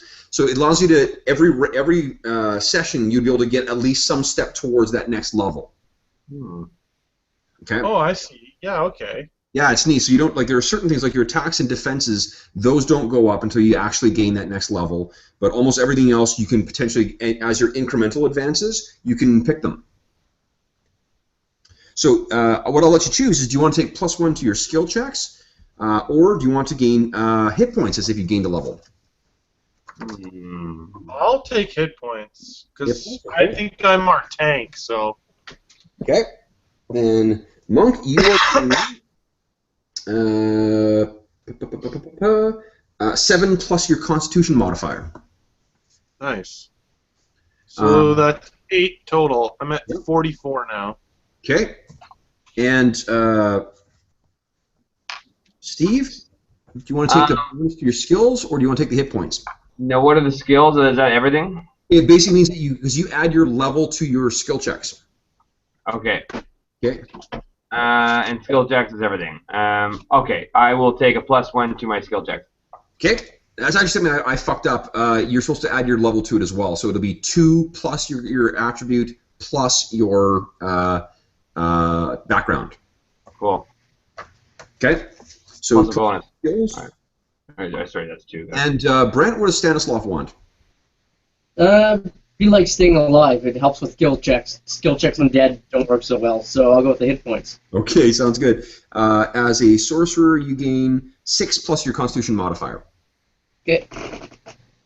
Okay, so what do you guys going to set off for? Sorry, I interrupted your discussion. Do you want to put the dead to rest, or do you want to make out for Bolt Strike Pillar and tell them what's going on?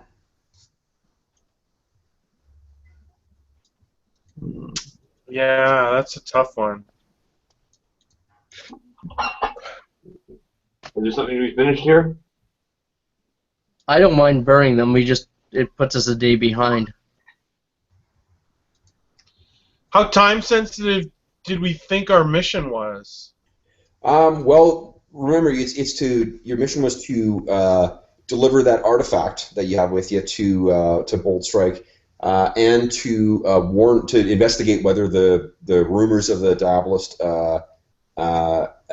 planned attack is true, and then to get involved, to I guess assist in that. This suggests that the Diabolists, if they're preying on the or have attacked the sort of supply outpost for Bolt Strike, that probably means that Well, you tell me, what conclusion are you drawing from that? Yeah, the attack is real and it's happening now. So maybe we don't even have time to bury the dead. I say it's unwise to not bury the dead. It only leaves their spirits more uneasy. That's awesome. Okay. I mean, I don't care either way, but we might be burying all the dead at the, what's the tower called? Bolt Strike Pillar. We might be burying everyone at Bolt Strike Pillar by the time we get there. I say it is best to honor the rules of the ancients in these affairs, but you do what you must. Okay, in this campaign world, Steve, do the dead rise if they suffer unquiet? Is that a very real threat? Well, they're not as likely to rest. I mean, I don't know how likely these guys are to rest, but they're gonna have an extra reason for revenge, and if they're already ill spirits, then it just makes them more susceptible to being preyed on by demons and things like that. Okay. Apart from the effect on your own karma it has. Okay. So interesting. Okay. Well, the last thing Bolton would say is that these men can't be saved, but the people at Bolt Strike Pillar might still be saved. Okay. There's a third option.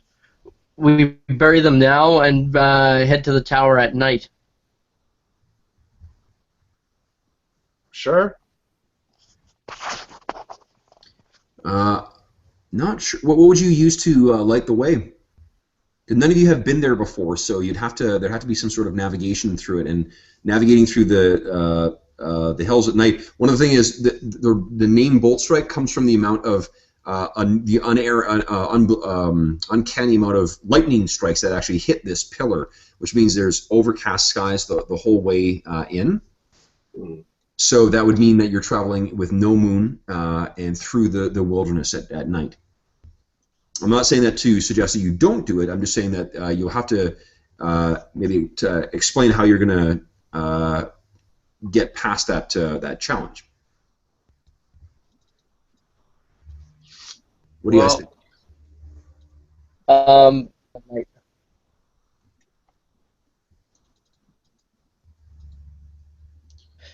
And then I could duplicate that, mimic his ability through my familiar, so two of us could have dark vision.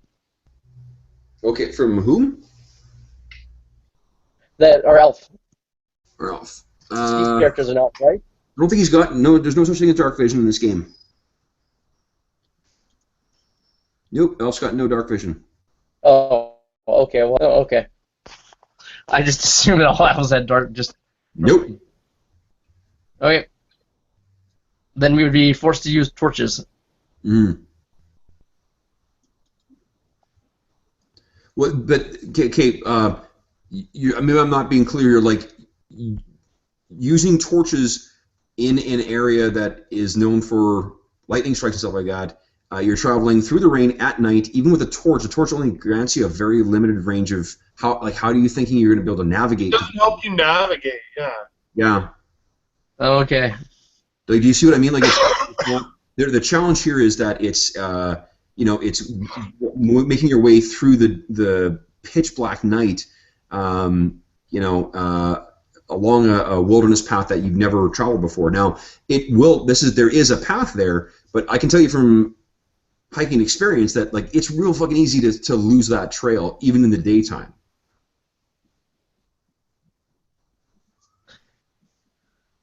But yeah, especially if it's a shitty path. But you've got your different backgrounds. So if you guys can tell me how you're going to surpass that, I'm all ears. Has either Steve or myself been there before? You guys had heard of it. Why don't you roll a what are the two backgrounds we said were the Cursed Vagabond and the Well-Traveled Trader? Why don't you make a roll? So remember to add, Steve, you're getting +3 plus, that's basically plus, it's 7 plus your intelligence modifier plus your roll. And Brent, yours will be 6 plus your intelligence modifier. Okay. Boom, 25. Holy shit. Well, beats my 18, so we'll go with you. So, Steve, actually, you have been there before. All right. So, Is there a way there by like? Is there like a river? There is not a river, but there's there is a stream that is nearby. The nearby Bolt Strike that you could try to, like, if you get to that point, you would know that that's the place that you're on the right path. Okay. Okay. So what I'll say is, if you're gonna try and navigate at night, because you've been there before, I won't be imposing a further penalty to it. What I'm going to ask you guys to do is to roll each of you roll the well-traveled. Well, let me ask this: who is taking the lead here? I guess I kind of know the way. I may as well. Okay, cool. Yeah. So you'll be making a well-traveled wisdom and well-traveled trader check. Okay. And make sure to add your level, so it's the +3, so it's dice plus your. And Brent, I'll allow you to make a Cursed Vagabond roll. If you roll a 15 or better, then Steve gets a +2 to his roll. Nice. Yeah.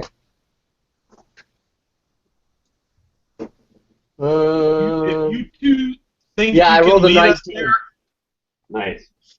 if you two think you can lead us there at night, I will go along with your plan. Okay. They seem fairly confident. So. +9 to 13 is 22. -1 is 21. 21. Okay. So did you add the +2 from Brent?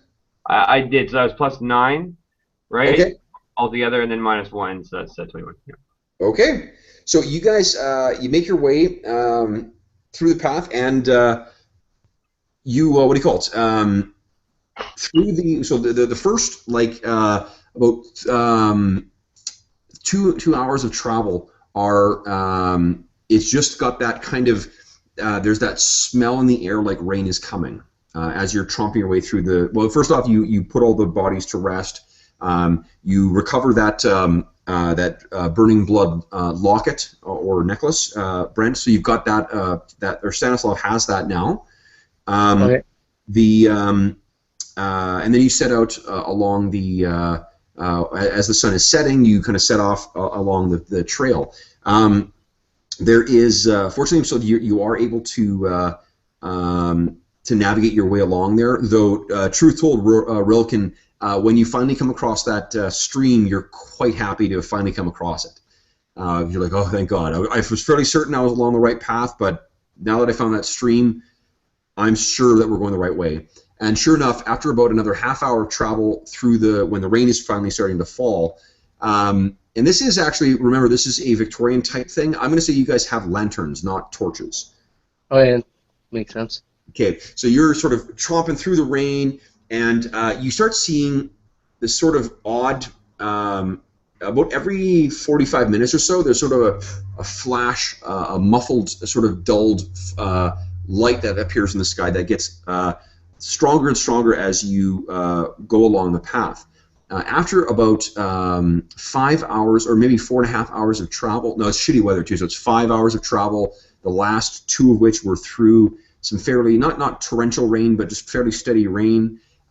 You finally see a flash, and there's an open sort of field before you, and you see a collection of buildings set around this tall, swooping kind of stone structure that, as this lightning bolt strikes the top of it, and there's a peal of thunder, very, very loud peal of thunder that goes out from it.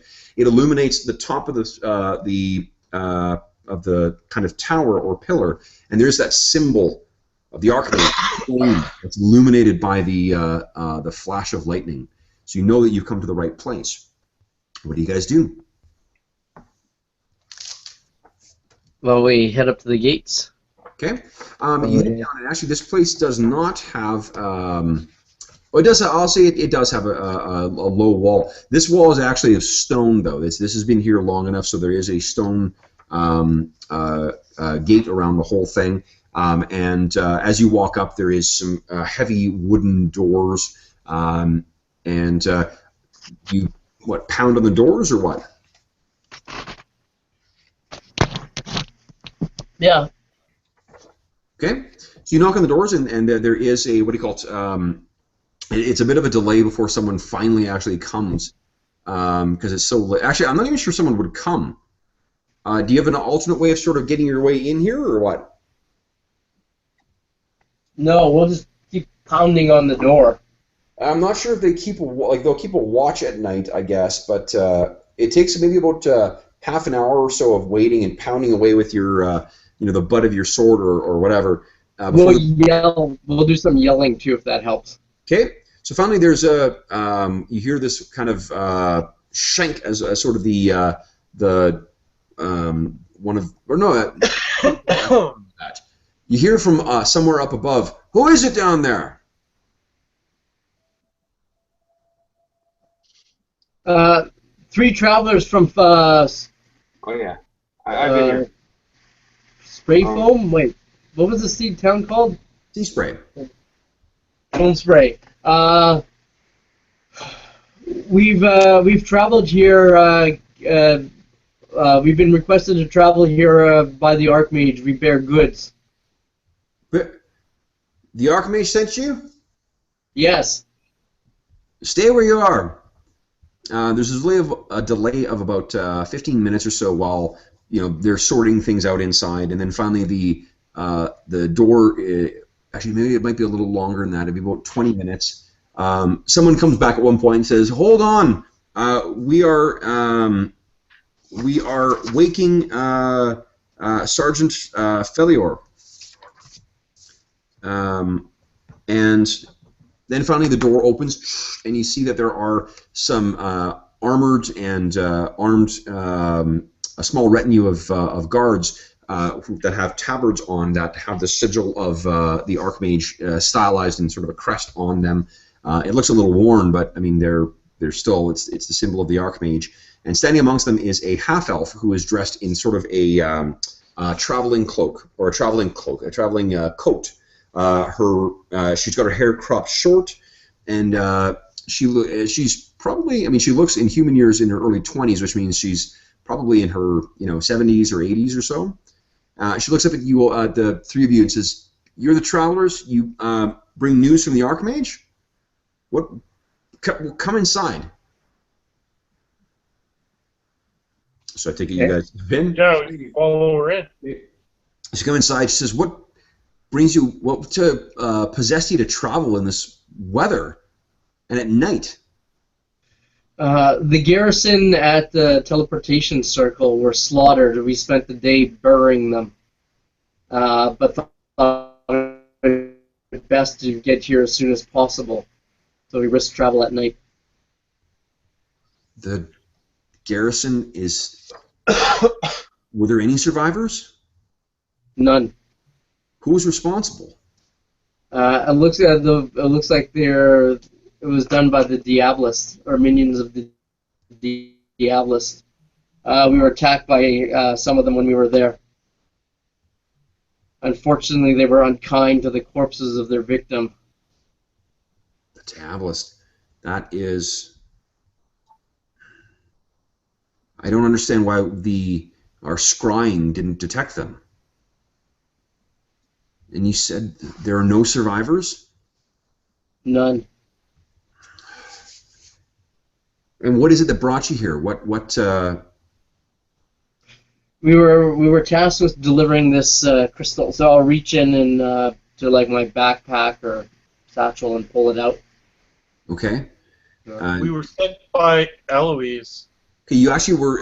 Remember, there's a little box. I guess I didn't describe this because I probably fucked up. But you were given that a box that's about maybe yay long and about yay long. It's carved with the symbol of the Archmage, and it has sort of a complex sort of magical lock that requires a specific key phrase to open the thing up. Okay, I will pull it out of my backpack and hand it to her. Okay, so you whisper, you hand it to her, and she says, "In this, what is this?" That is what we were requested to deliver to you. Okay. And you were provided a letter sealed by with what's her name, Eloise's mystic symbol. So that is sealed. Right. She can open up, and it'll tell her the passphrase to open the thing up as well. All right. Well, I'll pass her the letter. Okay. So she says she seems quite disturbed by this, and she says, "I will." She says, "You are with such a day. You are no doubt exhausted.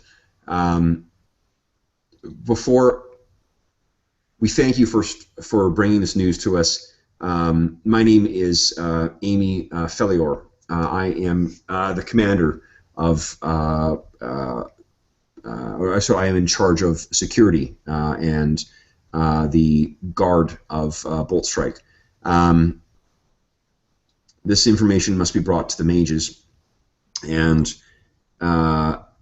we will have to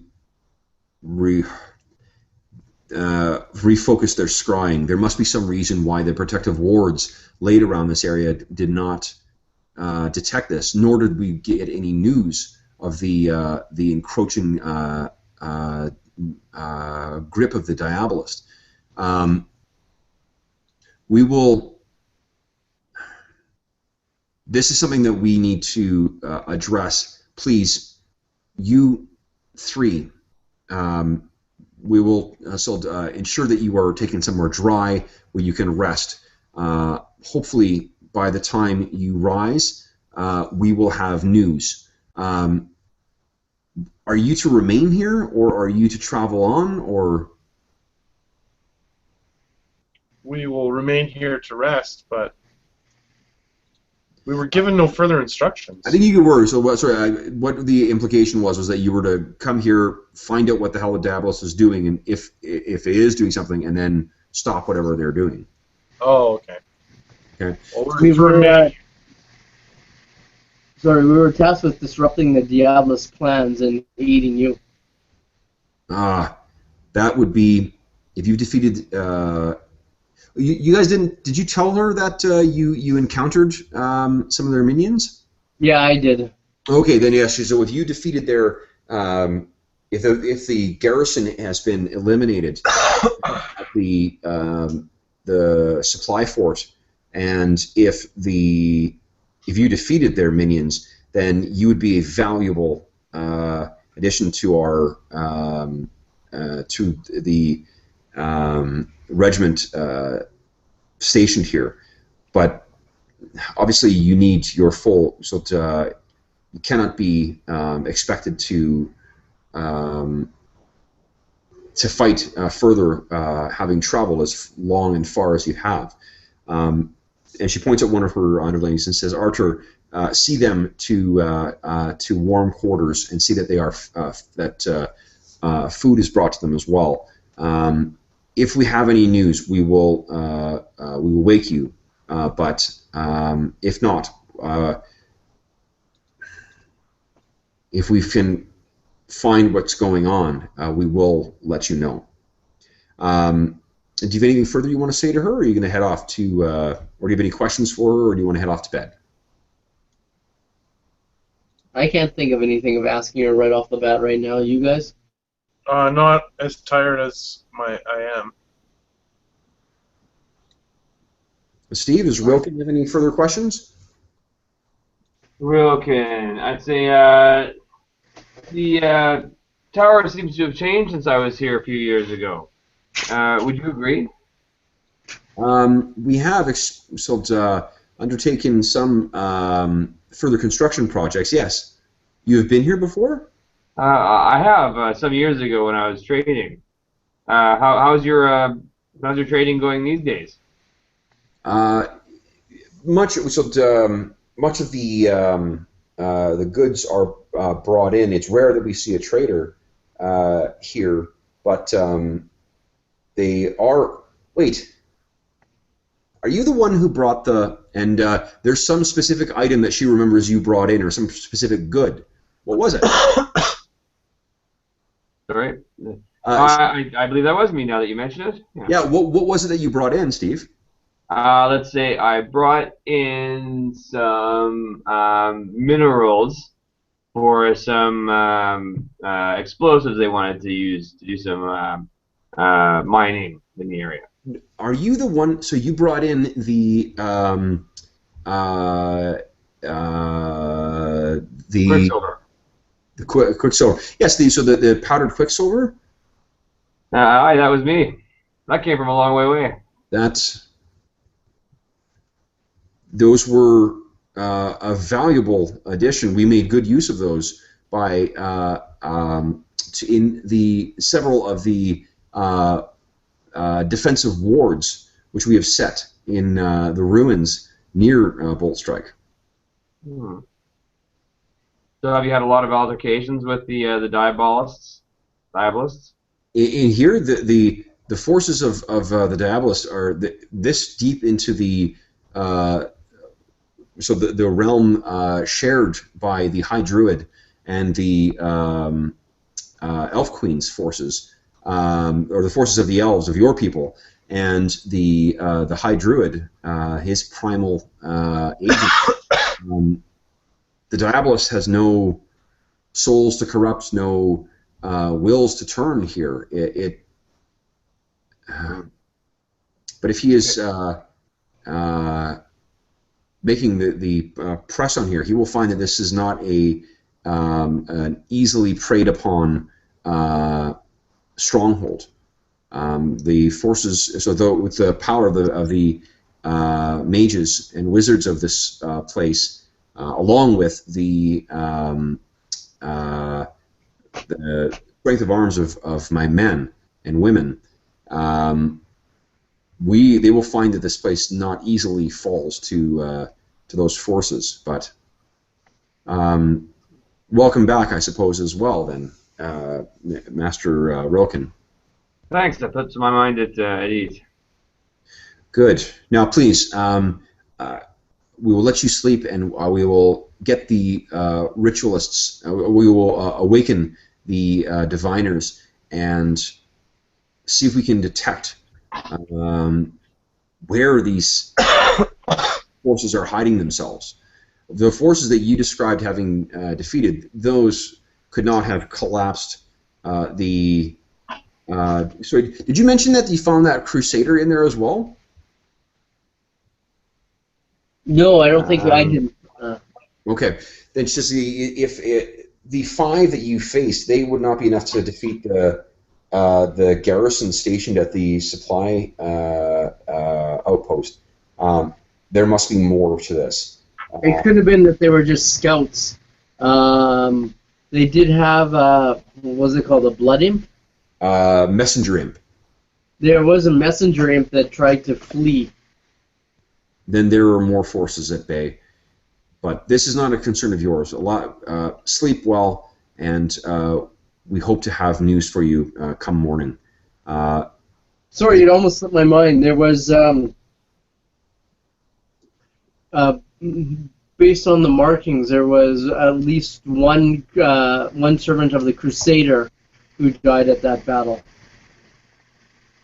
Crusader? What? That's unusual.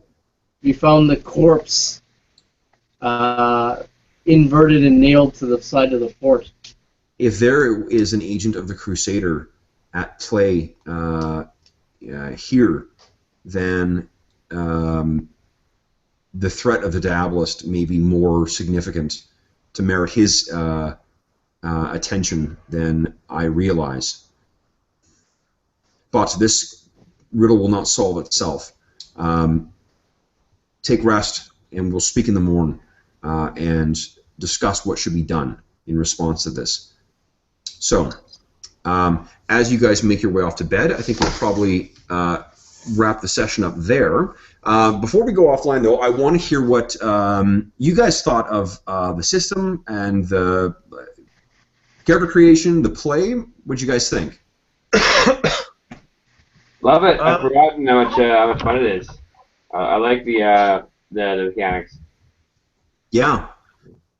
Is there stuff specifically you can think of, Steve, that you liked, or?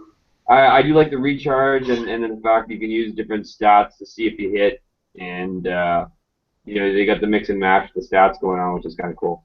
Cool. I love the character creation. Yeah, it's incredible how fast you can get these fully fleshed characters ready to hit the board.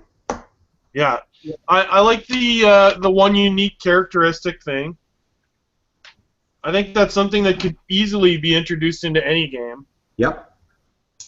Because it's just flavor, not mechanics. Yep.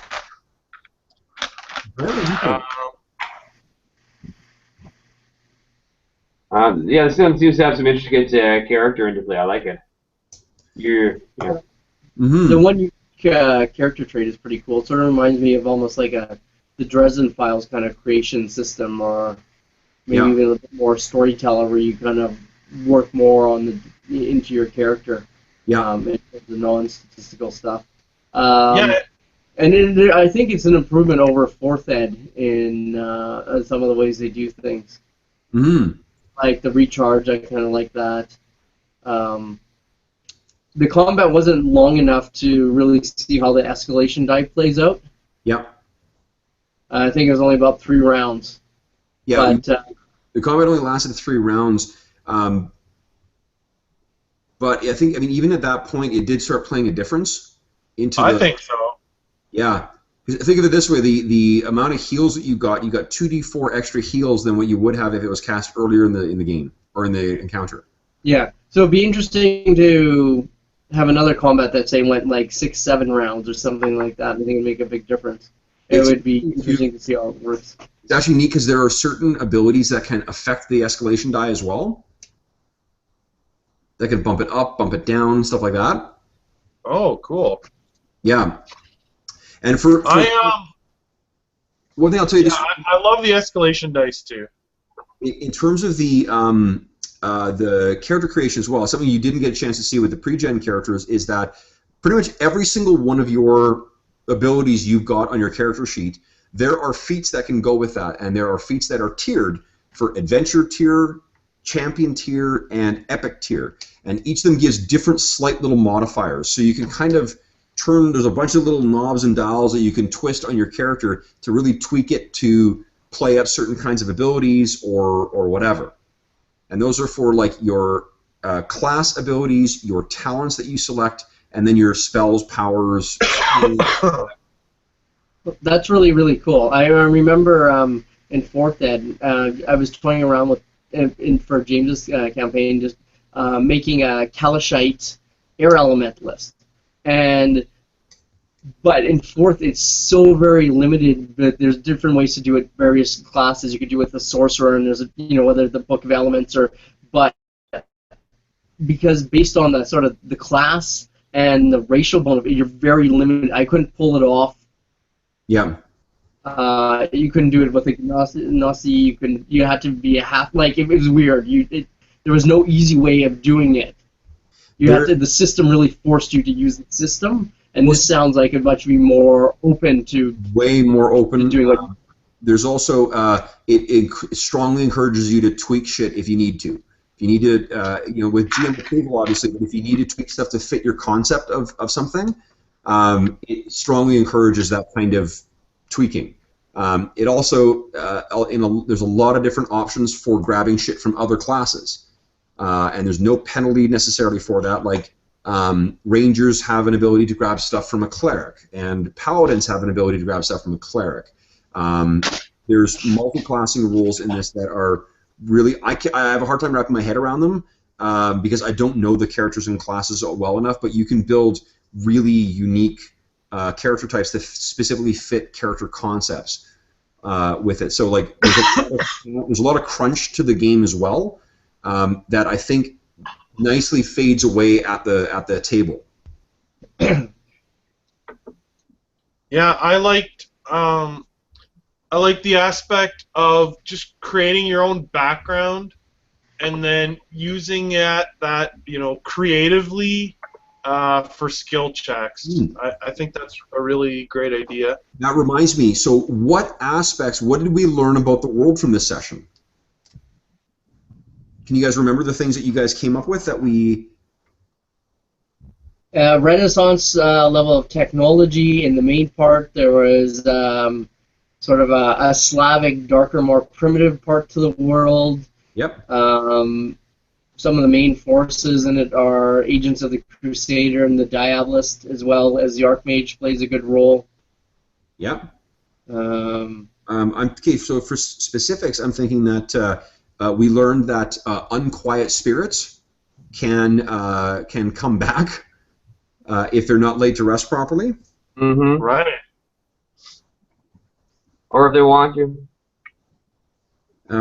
There was something else that one of you guys what I should have been doing is running keeping a notepad handy to write down those ideas as they came out.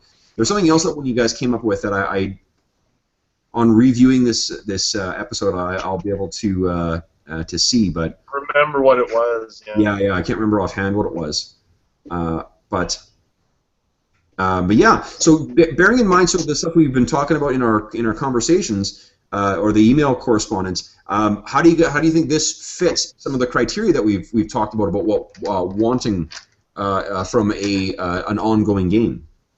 I would rate this game system very high. Yeah. It's all the fun. I'd like to give it a bit more testing out and put it through the paces. It's interesting that you don't have to have any specific skills. You just you have your background plus class level plus ability. And it's the thing I love about that is you can almost I love that you're writing the backstory on the fly. Really, you could always put thought into it ahead of time, right? But I love the immediacy of how all the backstory in the campaign world kind of comes out. It's so much more it's one thing to be okay, I'm going to plan out this whole thing, and you're going to go and you're going to encounter things and whatnot, and it's cool that you can put lots of thought and planning into your character beforehand, which you could do in this system quite easily. But because you're trying to come up with reasons why your background applies in different circumstances, for instance, Steve using your background to say that to determine that you've been to Bolt Strike before, that's really fucking cool. Absolutely. I like scene editing. There's a huge scene editing component to this. Huge. Absolutely, yeah. The only thing I think that it's missing out of all the things we talked about is sort of that hero point aspect, or the when Steve was like, "Can I re-roll this in any way?" Yeah. Just from the combat aspect, it's kind of missing that last little piece of this is really epic if I can kill this guy right now. I just rolled a 3.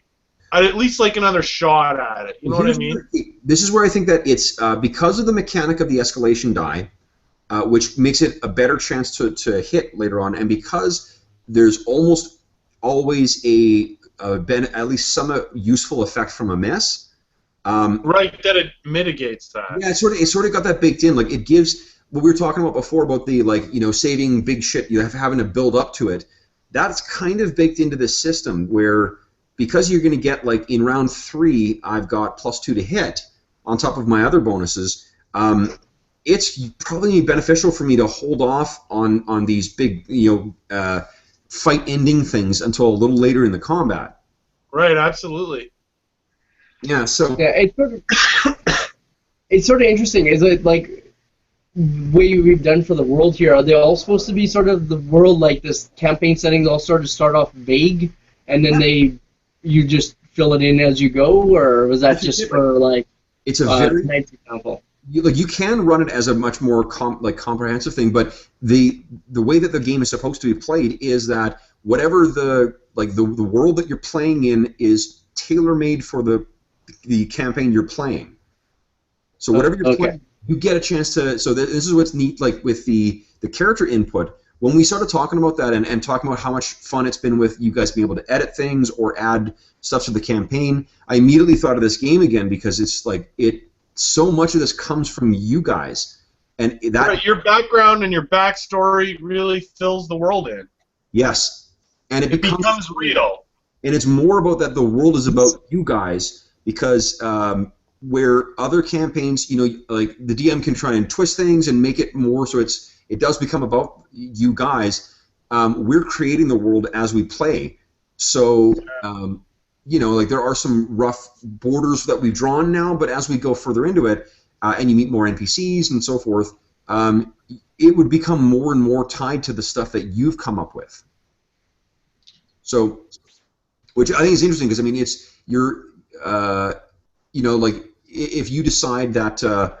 Brent, like you've worked out sort of a hierarchy for what heaven and hell is like and who your parents were and where they fit in. Like, who's to say that isn't the way it is? Right. Right, and then that gives me. Is this the system that maxes out with the +6? I'm sorry?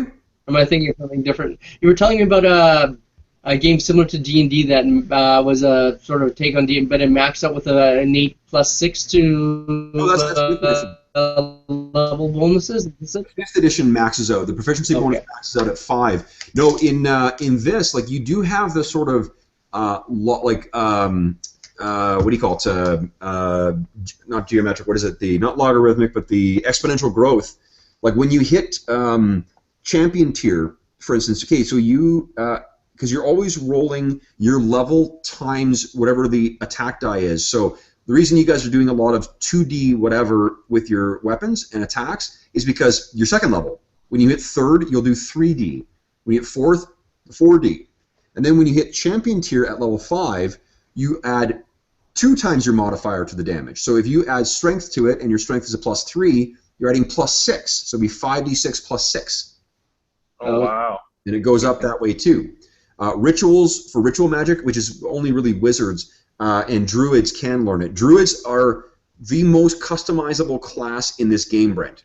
There's anything that you've ever seen druids be in any form of D&D, you can build in this game because you take little bits from different parts of the class to make them fit. So you could have a shapeshifting druid. You could have one that's never got a shapeshifting ability. That's all about spells and shit. You could focus on elements. You could focus on nature. And it's neat. So you've got that core of a very crunchy, mechanical game, but one that doesn't require any battle board. One that allows you to be creative through stunts to try and maximize your, the environment, and one that also has a massive story and narrative element that gives you, firm mechanical bonuses for drawing on those creative resources from you guys. And I think the abstract range thing works well for a fantasy setting. Heck yeah. I guess it's working less well for a high-tech setting, but for a fantasy setting, that it works really well. Why shouldn't it fit for a high-tech setting, though? Because the difference between like a pistol and a sniper rifle weapons are based around the ranges, and if they just all did ranged, no, but the thing is, you're thinking of it in and a lot of the games, I think, write them as if you're at a firing range kind of thing. Like, setting up a sniper shot is really fucking hard because you need to have that long straightaway to your target, right? How often does that come up in a role-playing game? Right. Think of how many different places we've played. So the rare amount of times that it would come up, then you've got it. You can just say that you can make that shot or you can't. And for the other ones, yes, a rifle is say in again, like in an open battlefield or something like that, a rifle is going to be more effective at certain ranges than pistols. But in close quarters, a rifle sucks compared to a pistol. Oh yeah, right. And the range would be a close range would be fine in a close quarters of a building or something, but in somewhere more open. Yeah, and that's the thing I find interesting about this game is that it's. I'm not saying that this game would be great for a modern day game because it's very much of itself. It's the kind of D&D epic fantasy stuff is terrific at recreating that. But I think there's some interesting, like that sort of abstracted combat is interesting because it's like, well, it allows you to give your flat mechanical bonuses to your different kind of attacks and shit like that. You get to be more creative than you are with just a set menu of powers because stunts can give you cool bonuses to your attack or bonus effects. But there's also a good crunchy underlying system there. So if you are like someone like you, Brent, or like Nick, who likes working out those numbers and stuff like that, there's enough of that in the game to satisfy that, I think. I think so. I really liked it, Kev. I think it's a good system. Cool. The other thing that I really liked about it, that I find is missing from a lot of games, is I immediately felt like we were like epic characters. Like we mean something to the world. Yeah. A lot of games you just feel like you're nobody. Yeah. Yeah, absolutely. That's a neat, okay, so mechanically speaking, by the by, that thing you found on the Crusader, that was your what do you call it, role coming into play, your Crusader role coming into play. So you got the benefit, which was that extra little magic item, and the complication was there's a bunch of things that were guarding that thing. The Prince of Shadows came in with the healing potions. Right. That was your role, which is all good. I didn't get the Emperor in, but that's where. So Brent, you got the bonus from your Crusader roll and the complication because you were attacked, and I didn't get the Emperor one in, which was unfortunate because I just couldn't think of off the top of my head how to work it in. Oh but, no, and I mean that's fine. To me that's the kind of thing that you just put in your pocket for next time or whatever. Yeah. Because there's sometimes going to be a session when people don't really roll very many interferences or whatever you call them. No, and you know what? And with tonight's session, I mean, like I was really keen on getting. I didn't want to rush it to be just like we're going to fight right now, but I wanted to have at least one fight so you could see how the combat system works. Right. If we had gone into one of our more chatty, sessions like we're wont to do, I think like this would probably run pretty well for that kind of thing too. I think so. Right, because you're focusing mainly on. There's not a list of social advantages or social whatevers that you're going to do. A lot of it is just role playing and you guys being creative with your backstory.